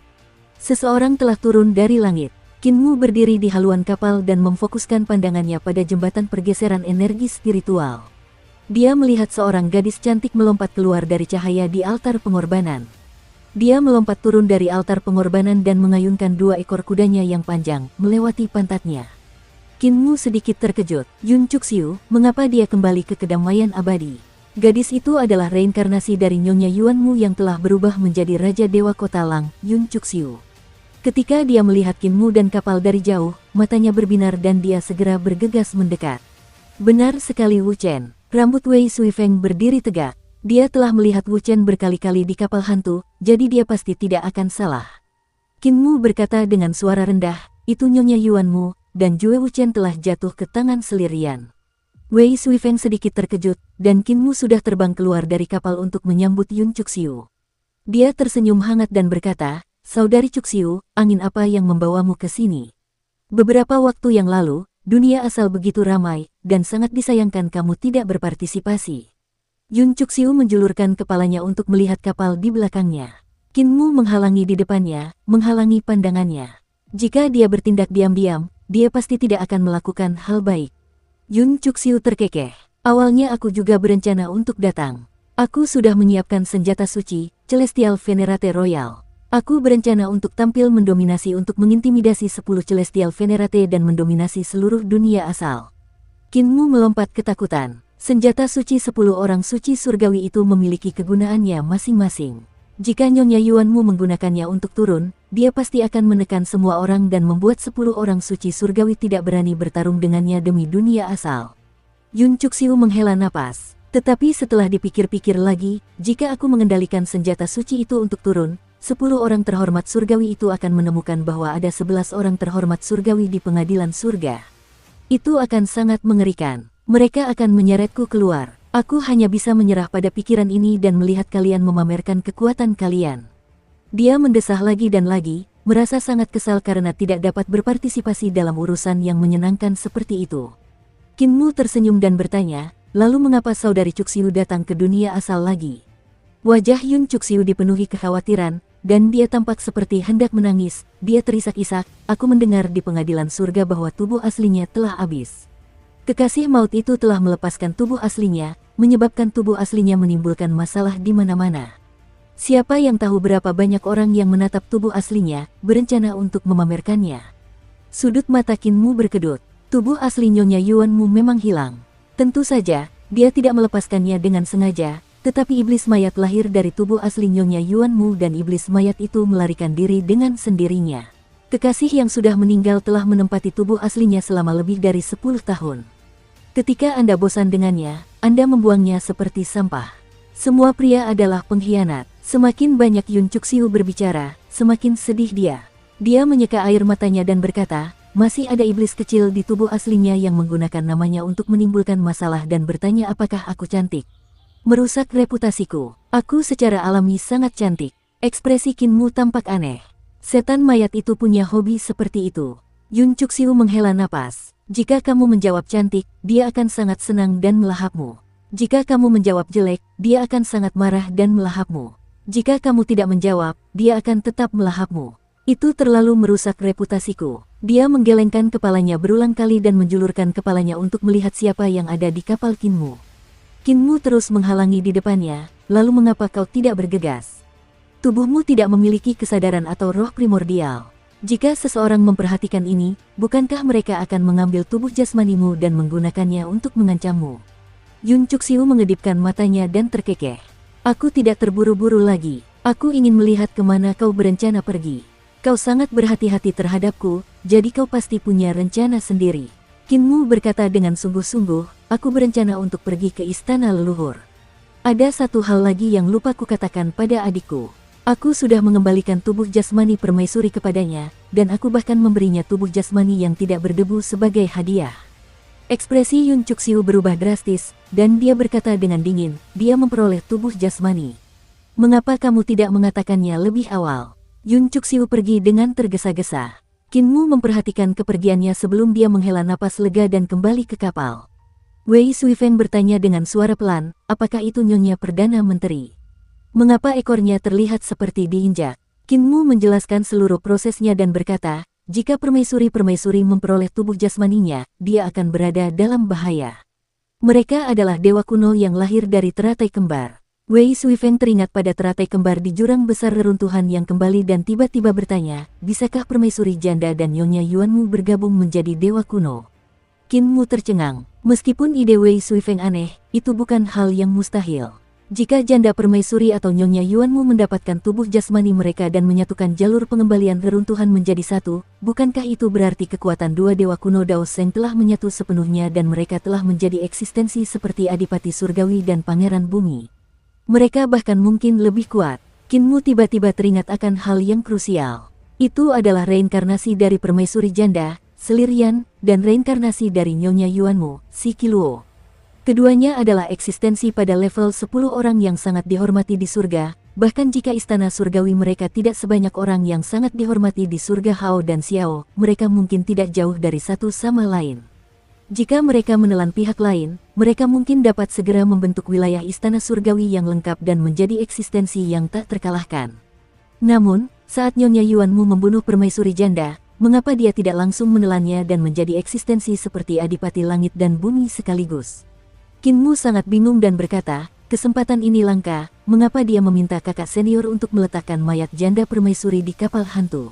Wei Suifeng menggelengkan kepalanya. Dia tidak punya kesempatan. Ibu Suri meninggal di hadapanku. Aku memimpin pengawal istana terkuat, jadi aku tidak akan memberinya kesempatan untuk menelan dan memurnikan mayat Ibu Suri. Yang lebih penting, dia tidak mendapatkan roh primordial Ibu Suri. Meskipun Ibu Suri sudah meninggal, roh primordialnya telah melarikan diri. Bahkan jika Yuanmu mendapatkan mayat Ibu Suri dan melahap pihak lain, dia tetap tidak bisa bergabung menjadi satu tubuh. Qin Mu memikirkannya dan mengangguk setuju. Jalan, keterampilan, dan seni ilahi di era Long Han tidak semaju sekarang. Bahkan eksistensi seperti Nyonya Yuanmu akan dihajar habis-habisan oleh Wei Suifeng dan pengawal kerajaan Yulin. Para saudari telah berjuang sepanjang hidup mereka. Aku khawatir mereka akan terus berjuang. Hanya saja aku tidak tahu siapa di antara mereka yang akan tertawa terakhir dan menjadi eksistensi terkuat dalam satu gerakan. Pikirnya dalam hati. Kapal itu berlayar ke jembatan pergeseran timbal balik sionik dan bergegas menuju istana leluhur. Yun Cuxiu, di sisi lain, sangat pintar. Dia melompat-lompat ke Akademi Wendao dan menemukan Yun Jianli. Ketika Yun Jianli melihatnya, dia tidak bisa menahan rasa sakit kepala. Ketika dia ingat bahwa adik angkatnya adalah Nyonya Yuanmu, dia mulai menggerutu dalam hatinya. Yun Cuxiu tidak melepaskannya dan memohon, kakak, ada pelacur kecil yang ingin merebut harta adik angkatmu. Kamu harus membela adik angkatmu. Rambut Yun Jianli berdiri tegak dan dia segera berkata, Bibi Buyut, lepaskan aku. Jika ada yang ingin kau katakan, katakan saja. Pelacur kecil yang mana? Aku akan pergi dan mencabik-cabiknya. Yun Cuxiu menggertakkan giginya. Pelacur kecil itu, selir Yantian. Yun Jianli menggigil dan memohon, beraninya aku memprovokasi seorang pemuja surgawi. Tolong ampuni nyawaku. Kalau begitu, kamu berani memprovokasiku.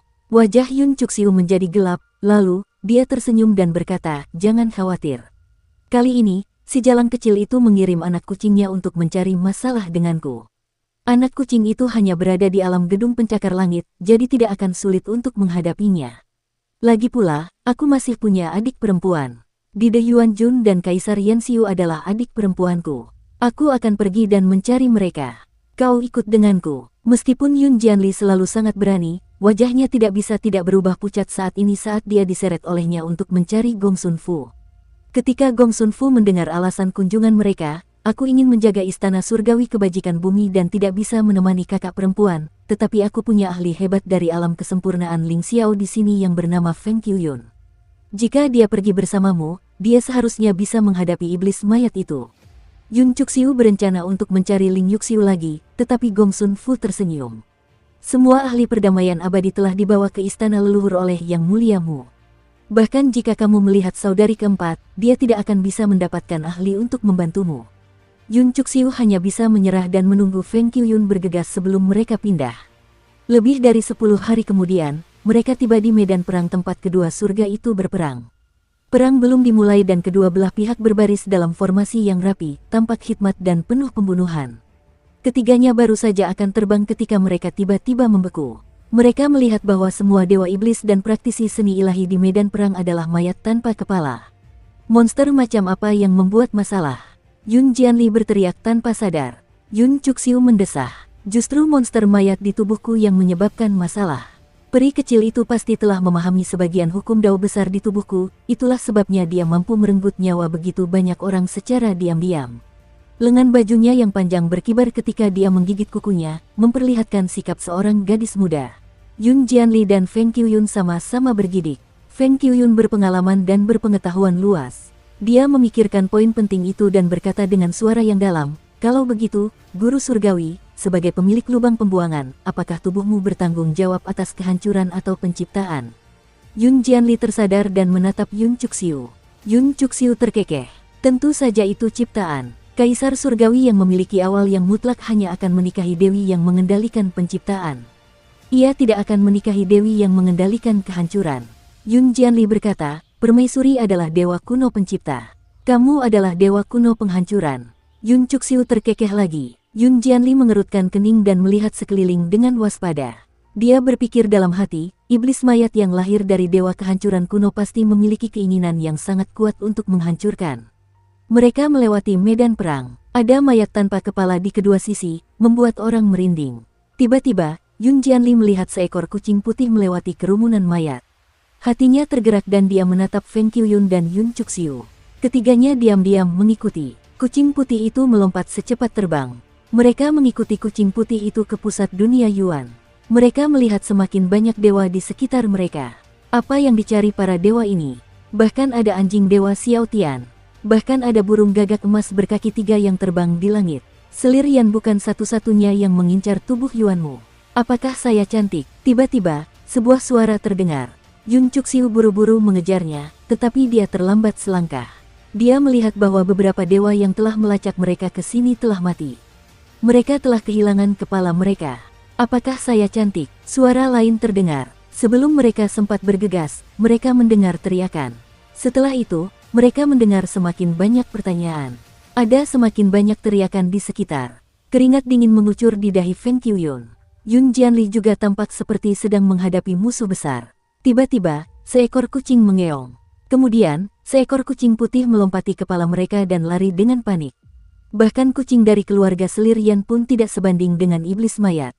Ekspresi Yun Cuxiu juga berubah. Suasana hening, tak ada suara. Ketiganya berusaha sekuat tenaga untuk menjaga napas tetap teratur dan tidak bergerak. Setelah beberapa lama, tiba-tiba terdengar suara dari leher Yun Jianli. Napas wanita itu menyembur ke lehernya dan meniup rambutnya. "Apakah aku cantik? Biar aku lihat dulu sebelum aku tahu kamu cantik atau tidak." Yun Jianli tiba-tiba menoleh dan wajahnya hampir menyentuh wajah iblis mayat Yuanmu. "Mayat Yuanmu sangat cantik." Ia tersenyum manis dan membuka mulutnya seperti jurang yang sangat besar.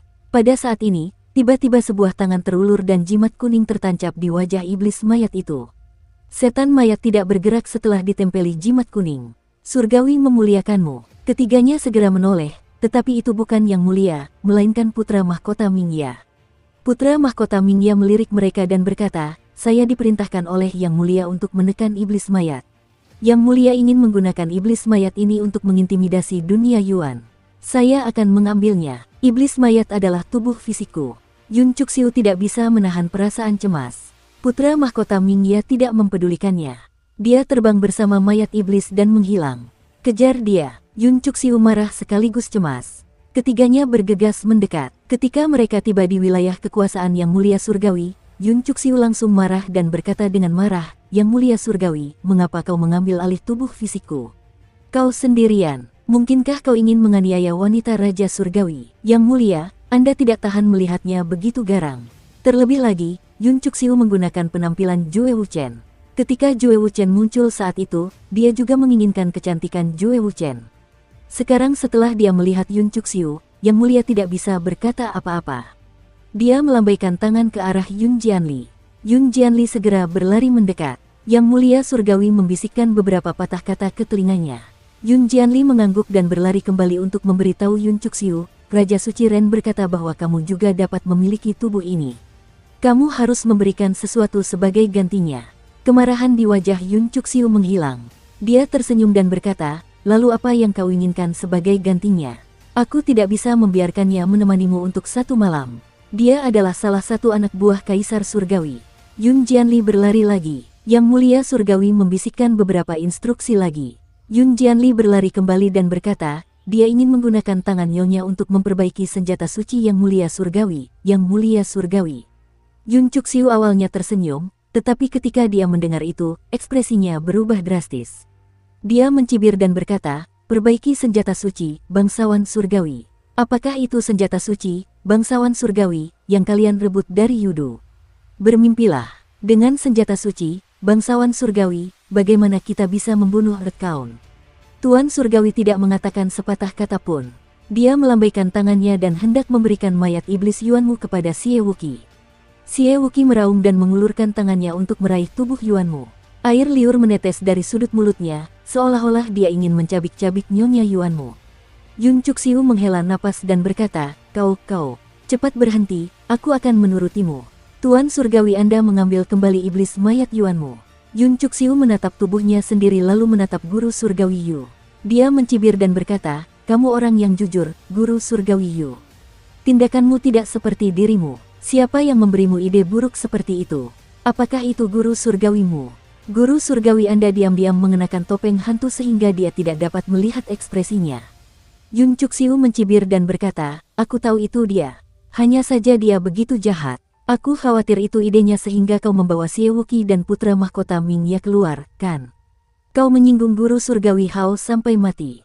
Dia berbalik dan pergi. Aku akan pergi ke Yudu dan memperbaiki senjata suci itu, Celestial Master Royal. Jika saat itu tiba, jika kamu tidak mengembalikan tubuhku dan berani meminta apapun, aku akan datang dan membunuhmu secara pribadi. Celestial Master Yu mengangkat topengnya dan mendesah. Wajah tuanya penuh kerutan. Yun Jianli bertanya dengan rasa ingin tahu, apakah itu benar-benar ide dari Celestial Master-mu? Celestial Master Yu mengangguk tak berdaya, katanya, Celestial Master-mu tahu bahwa Madam Yuanmu adalah eksistensi yang mengendalikan istana surgawi sang pencipta dan senjata ilahi penciptaan. Oleh karena itu, ketika dia meninggalkan Yudu, dia memberiku sebuah ide. Dia ingin aku menggunakan mayat iblis Yuanmu untuk mengancamnya dan memaksanya memperbaiki senjata ilahi Yudu, Celestial Master Royal. Ide ini benar-benar berhasil. Yun Jianli ragu sejenak. Dia menatap putra mahkota Mingya dan Xie Wuqi dan bertanya dengan suara rendah, bagaimana dengan mereka? Putra mahkota Mingya memasuki Yudu atas kemauannya sendiri. Dia memohon agar saya mengizinkannya menemui Xie Wuqi. Guru Surgawi Anda berkata, dia mengetahui bahwa Kaisar Surgawi di pengadilan Surgawi itu palsu. Guru Surgawi ke-10 lah yang menciptakan tubuh Kaisar Surgawi, jadi dia ketakutan. Kakak laki-lakinya, Yang Mulia Hao, juga termasuk di antara 10 yang mulia, jadi dia tidak berani tinggal di pengadilan surgawi bahkan untuk sesaat. Selama bertahun-tahun, dia bersembunyi di Yudu bersama Xie Wuqi. Xie Wuqi adalah kakak laki-lakinya. Dukung terus channel YouTube Sabta Novel. Yun Jianli menatap Xie Wuqi dan putra mahkota Mingya. Putra mahkota Mingya sedang menjaga Xie Wuqi, dan Xie Wuqi hanya akan menjadi gila saat menghadapinya. Sekarang, dua bersaudara itu saling mengandalkan satu sama lain. Jika Xie Wuqi tidak mati, dia mungkin akan menjadi bagian dari 10 orang surgawi yang terhormat, tetapi sangat disayangkan bahwa tidak ada jika dalam sejarah, kata Yun Jianli dengan hati yang terpisah. Di sisi lain, kapal Qinmu berlayar ke istana leluhur. Kapal ini merupakan pencapaian tertinggi dalam penempaan perdamaian abadi. Tungku pil sudah dapat disempurnakan menjadi ukuran yang sangat besar, dan kecepatan kapal juga telah meningkat pesat. Akan tetapi, di masa damai abadi sekalipun banyak pengrajin ahli, mereka tetap tidak dapat menempa kapal perang yang seperti daratan terapung seperti di Istana Surgawi atau zaman Kaisar Pendiri. Era Kaisar Pendiri melambangkan tingkat keterampilan tertinggi di bidang penempaan, yaitu desa bebas dan bahtera nirwana. Untuk menempa kapal perang semacam itu, yang dibutuhkan bukan sekadar jalur penempaan, tetapi negara kuat dengan kekuatan nasional yang tak tertandingi. Kapal perang Istana Surgawi juga memiliki standar seperti itu. Meskipun jalan pembentukan Istana Surgawi tidak dapat dibandingkan dengan era berdirinya Kaisar atau perdamaian abadi, fondasi Istana Surgawi terlalu kuat. Sumber daya keuangan pada era Kaisar pendiri hanya dapat menempa 2 kapal perang besar seperti Bahtera Nirvana, tetapi ada lusinan kapal perang serupa di Pengadilan Surgawi. Kapal itu berlayar melewati langit Istana Leluhur, dan Qin Mu melihat ke bawah untuk memeriksa geografi Istana Leluhur. Wei Suifeng, Nenek Si, Hua Xuanxiu, dan putra mahkota Yuming semuanya terkesima oleh kemegahan Istana Leluhur. Pemandangan di sini sungguh menakjubkan, dan binatang purba besar yang terbang melewati kapal itu bahkan lebih menakjubkan. Kapal itu terbang melewati tanah suci dari semua jenis gunung suci, membuat mata mereka kosong. Seruan-seruan terdengar dari waktu ke waktu di kapal. Qin Mu mengerutkan kening. Wilayah Istana Leluhur sangat luas, jadi tidak mudah untuk menemukan lokasi 4 gerbang surgawi besar. Aku harus kembali dan mengundang Paman Jun. Dia kemungkinan besar tahu lokasi 4 gerbang surgawi agung Istana Leluhur. Kalau tidak, aku tidak tahu kapan aku bisa menemukannya jika aku terus mencari seperti ini. Ia menggantungkan lentera milik Dewa Bulan, dan dalam beberapa hari, kapal tersebut berlayar menuju 100.000 gunung hitam. Naga Kilin dan Yaner bergegas keluar untuk menyambutnya.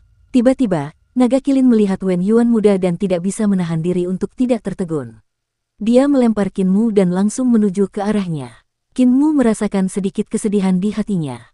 Generasi baru lebih kuat dari yang lama, jadi aku mungkin benar-benar tua. Naga Kilin bermesraan dengan Wen Yuan muda sebelum berlari kembali. Dia berkata dengan hati-hati, "Ketua Sekte. Panggil aku Ketua Sekte Tua." Qin Mu berkata dengan lesu, "Di mana leluhur pertama dan kaisar manusia lainnya?" "Aku kehilangan mereka," kata Naga Kilin dengan lebih hati-hati. "Hilang?" Qin Mu tercengang dan tersenyum. "Mereka pergi untuk menjinakkan binatang buas besar, kan? Di mana Sujun?" Naga Kilin berkata dengan suara rendah, "Mereka juga tersesat." Qin Mu sedikit terkejut dan menatapnya dengan saksama. Dia mengangkat alis kirinya dan mengangkatnya. "Di mana Jiang Yunjian dan yang lainnya?" Naga Kilin tampak sedih. "Mereka hilang bersama Su Senghua, Lan Yutian, dan yang lainnya." Qin Mu menenangkan diri dan melihat ke dalam ratusan ribu pegunungan hitam. Masih ada cukup banyak dewa di sini. Mereka yang menambang dan memurnikan harta hanyalah tulang punggung Istana Leluhur. Bagaimana mereka bisa kehilangannya? Qin Mu bertanya dengan suara serak. "Mereka memanfaatkan malam untuk keluar." Naga Kilin segera menggelengkan kepalanya. Mereka tidak seberani pemimpin sekte, jadi mereka tidak berani keluar di malam hari. Sujunlah yang mengatakan bahwa dia punya cara untuk memasuki bagian belakang Istana Leluhur dan menangkap binatang buas besar di sana. Binatang buas besar purba di sana lebih kuat, jadi mereka semua berlari ke utara Istana Leluhur. Qin Mu menghela napas lega. Selama mereka tidak keluar di malam hari, mereka masih bisa diselamatkan. Lalu dia berkata dengan dingin, "Sujun tidak tahu cara memanggil secara terbalik. Aku tidak pernah mengajarinya metode seperti itu. Di dunia ini, selain aku, ada juga Raja Dewa di negeri ini, dan yang lainnya adalah kamu."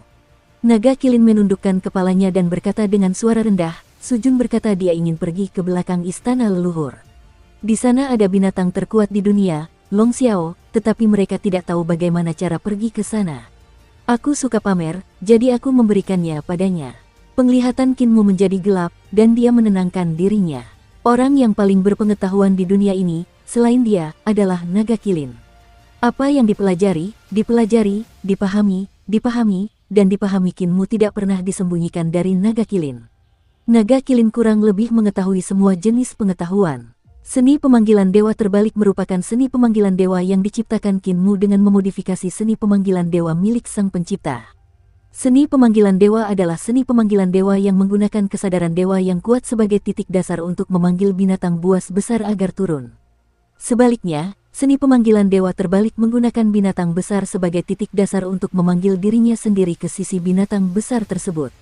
Dulu ketika Qin Mu menciptakan seni dewa ini, Naga Kilin dan Yaner juga ada di sana. Ada juga roh Luo Xiao sebelumnya, Hong Agung yang diubah oleh Kaisar Tertinggi, dan Bu Xiao yang diubah oleh Kaisar Surgawi.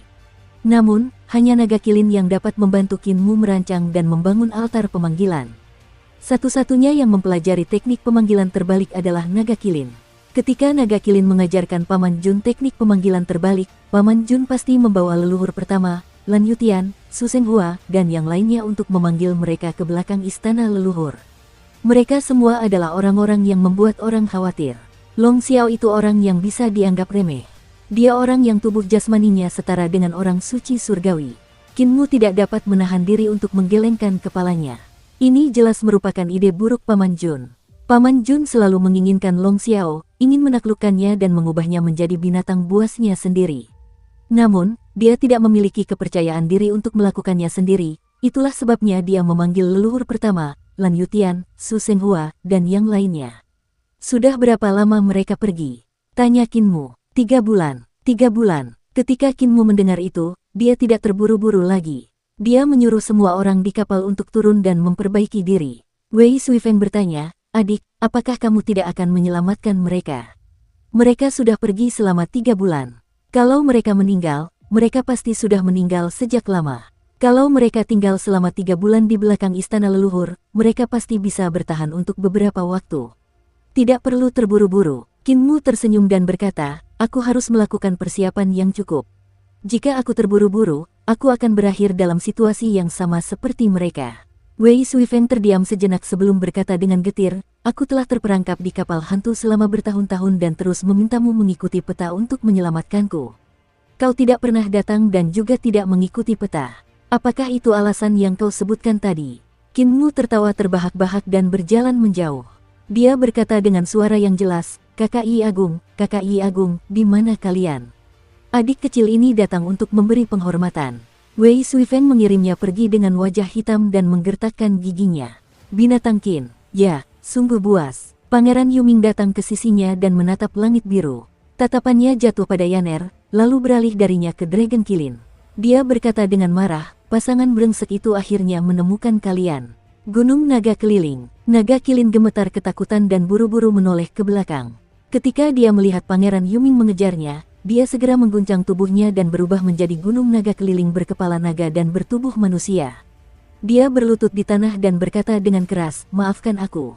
Yaner juga berlutut dengan panik, berdampingan dengan naga kilin.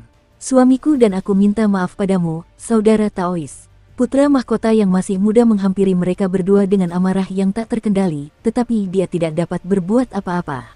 Naga Kilin dan Yaner memang telah mencuri paviliun berlapis kaca langit biru, menyebabkan dia ditindas oleh Kaisar Utara dan pasangan kura-kura hitam selama 600.000 tahun. Namun, Naga Kilin dan Yaner juga telah menyelamatkan ratusan ribu anggota klan kura-kura hitam dari istana surgawi kura-kura hitam dan menyelamatkan hidupnya. Yang lebih penting, fakta bahwa kura-kura hitam telah menekan Pangeran Yuming tidak ada hubungannya dengan pencurian benteng Azure Heaven yang mengkilap. Pada saat itu, Pangeran Yuming memiliki orang-orang seperti Putra Yin di sisinya yang siap untuk berkomplot melawannya dan Kaisar Utara kapan saja berkomplot melawan Kutub Utara Heaven. Jika mereka tidak memenjarakan Pangeran Yuming, dia pasti sudah lama meninggal. Dia berhasil membebaskan diri dari penindasan karena Qin Mu memohon belas kasihan. Setelah membebaskan diri, dia meninggalkan Kutub Utara dan bertemu Putra Yin di Sungai Surgawi. Dia hampir dijebak oleh Putra Yin lagi dan dimasukkan ke dalam harem Kaisar Surgawi. Beruntung pula bahwa seni ilahi yang ditinggalkan Qin Mu untuknya telah memperlihatkan kekuatannya, sehingga dia dapat melihat wajah Putra Surga Yin dengan jelas dan terhindar dari malapetaka besar di surga Kutub Utara.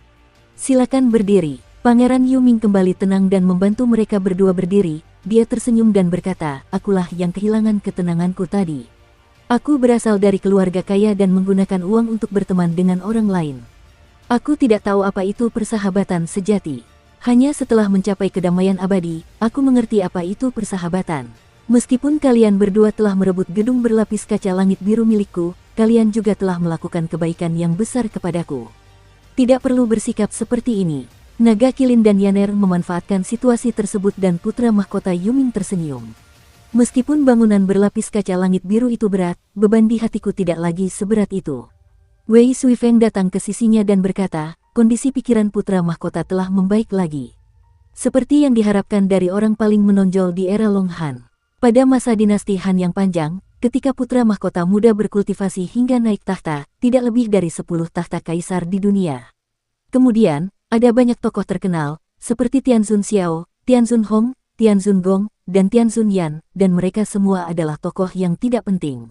Kala itu, hanya Dewa Langit Yun, Dewa Langit Hao Tian, Dewa Langit Huo, Kaisar Langit Langsuan, Raja Dewa Leluhur, dan beberapa tokoh lainnya yang mampu berdiri bahu-membahu dengannya. Kaisar Utara Xuanwu telah menindas putra mahkota muda selama 600.000 tahun. Saat itu, dia adalah sosok kecil yang tidak dapat dibandingkan dengannya. Sekarang, dia terkenal di seluruh dunia dan telah menjadi seorang pemuja surgawi.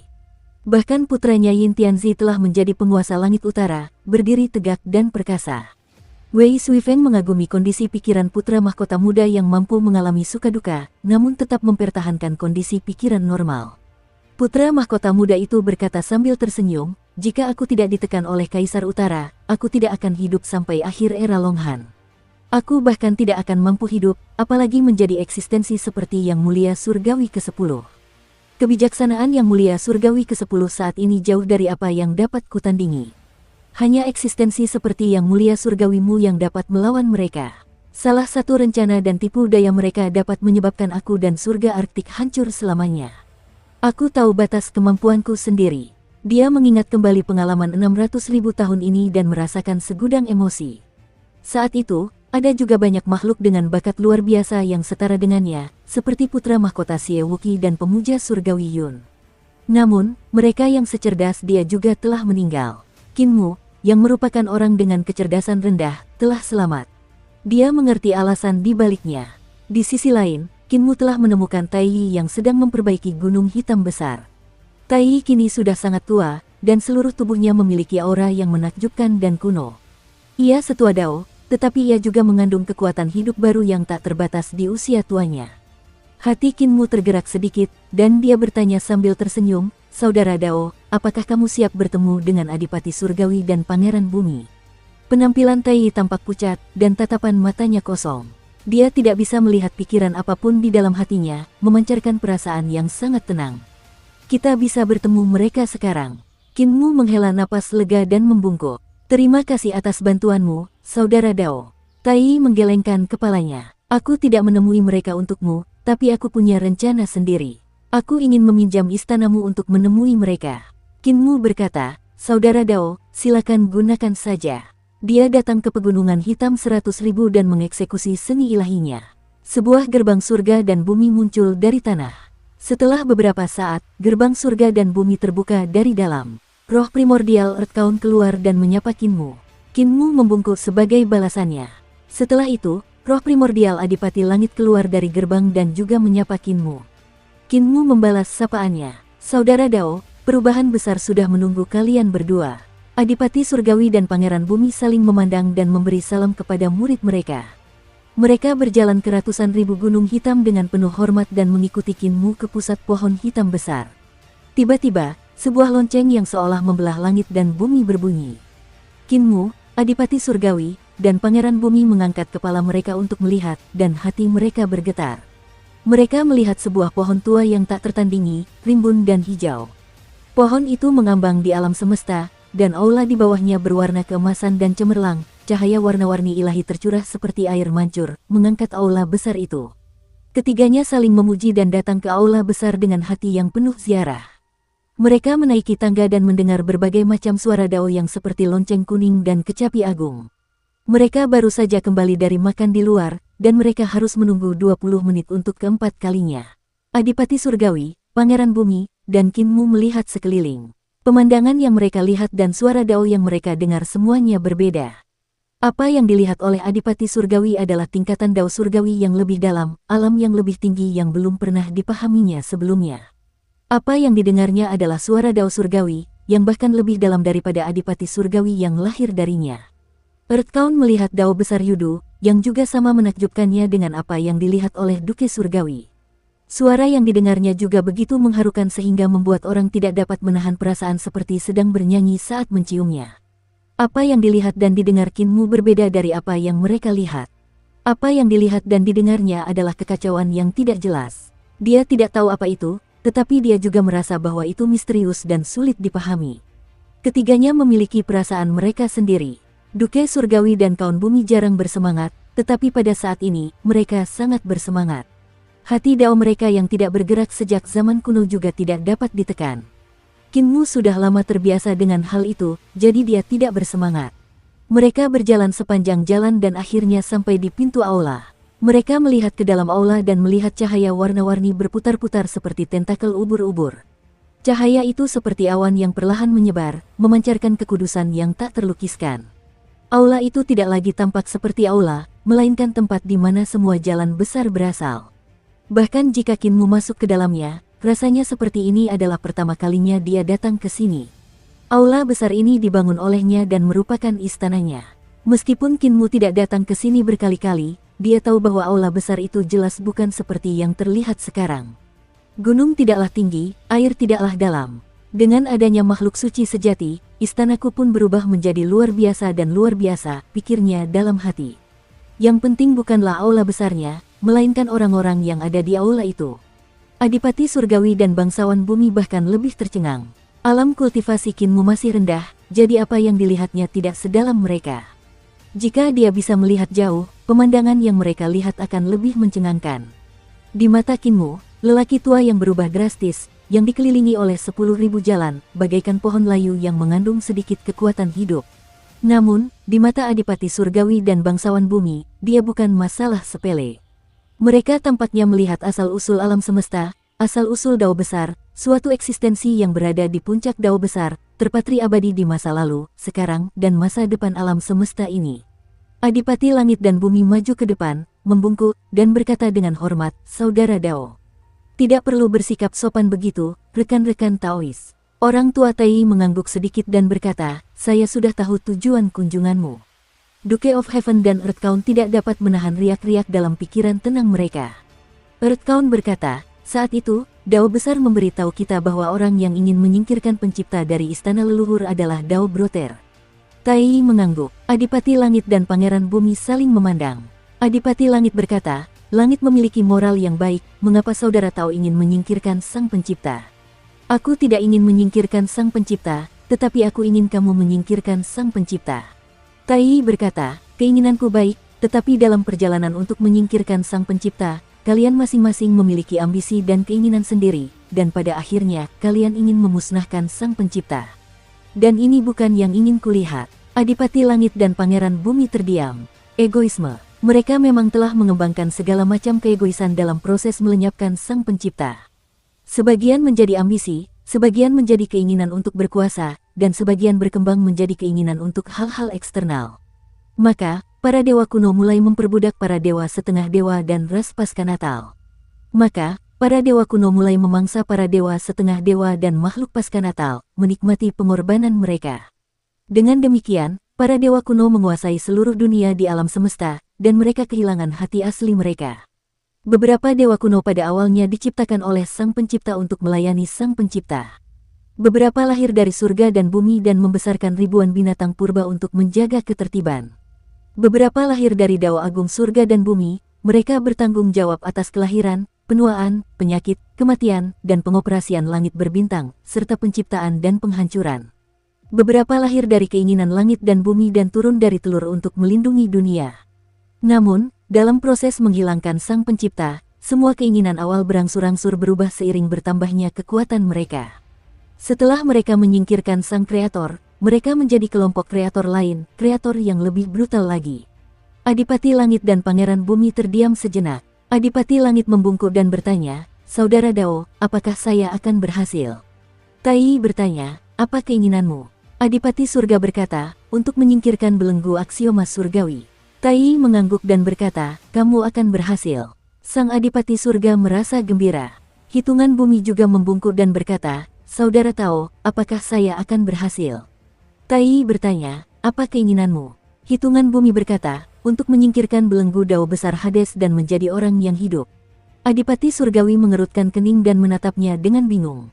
"Kamu akan berhasil," kata Tai. Hitungan Bumi menampakkan raut wajah gembira. Kinmu sangat ingin mencobanya dan mengangkat tangannya. "Saudara Tao Tai, apakah saya akan berhasil?"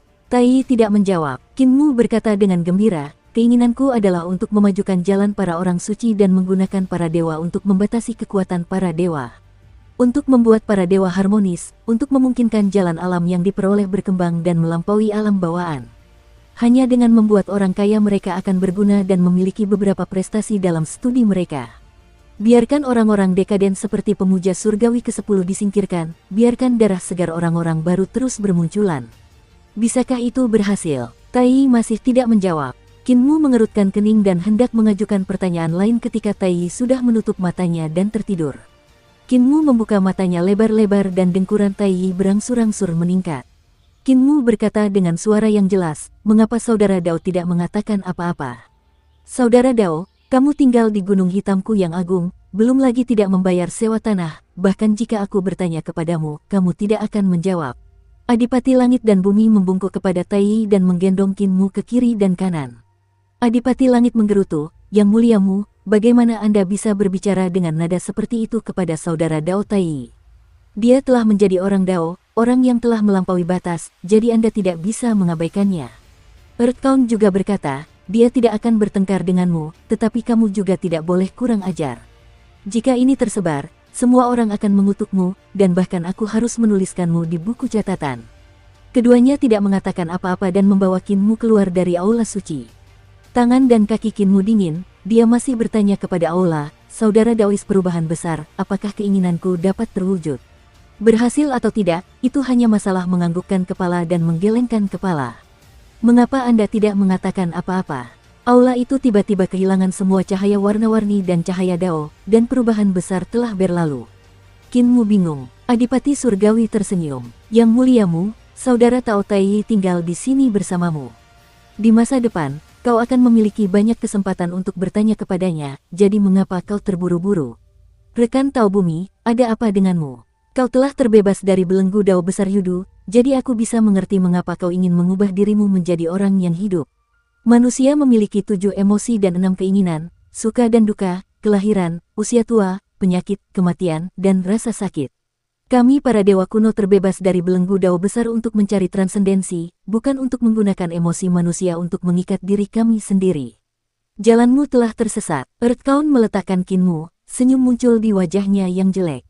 "Saudara Dao, ketika kamu memandang rendah semua makhluk hidup di dunia, kamu sedang memandang rendah semua makhluk hidup. Ketika aku memandang ke atas pada semua makhluk hidup di Yudu, aku sedang memandang ke atas pada semua makhluk hidup. Kamu berharap untuk melampaui Dao Surgawi, dan aku berharap untuk menjadi semua makhluk hidup." Adipati Surgawi mengerutkan kening. Earth Count berkata, "Terlalu mudah bagi pendeta surgawimu untuk memberi kami kesempatan menemuinya, jadi kami bertanya kepadanya tentang hal itu.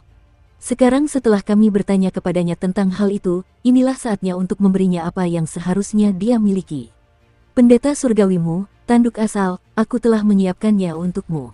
Adipati Surgawi melihat bahwa dia tidak dapat membujuknya, jadi dia hanya dapat mengesampingkan masalah ini untuk sementara waktu. "Yang muliamu, kamu ingin memurnikan mata dewa terkuat di dunia, jadi aku akan menyiapkan kristal Dao Surgawi di mata dewaku untukmu. Itu dapat berubah menjadi ruangan di depan mata dewamu. Apakah kamu siap?" Kinmu terus menatap lurus ke arah aula. Setelah beberapa saat, dia menarik kembali pandangannya dan berkata dengan linglung, "Saya siap."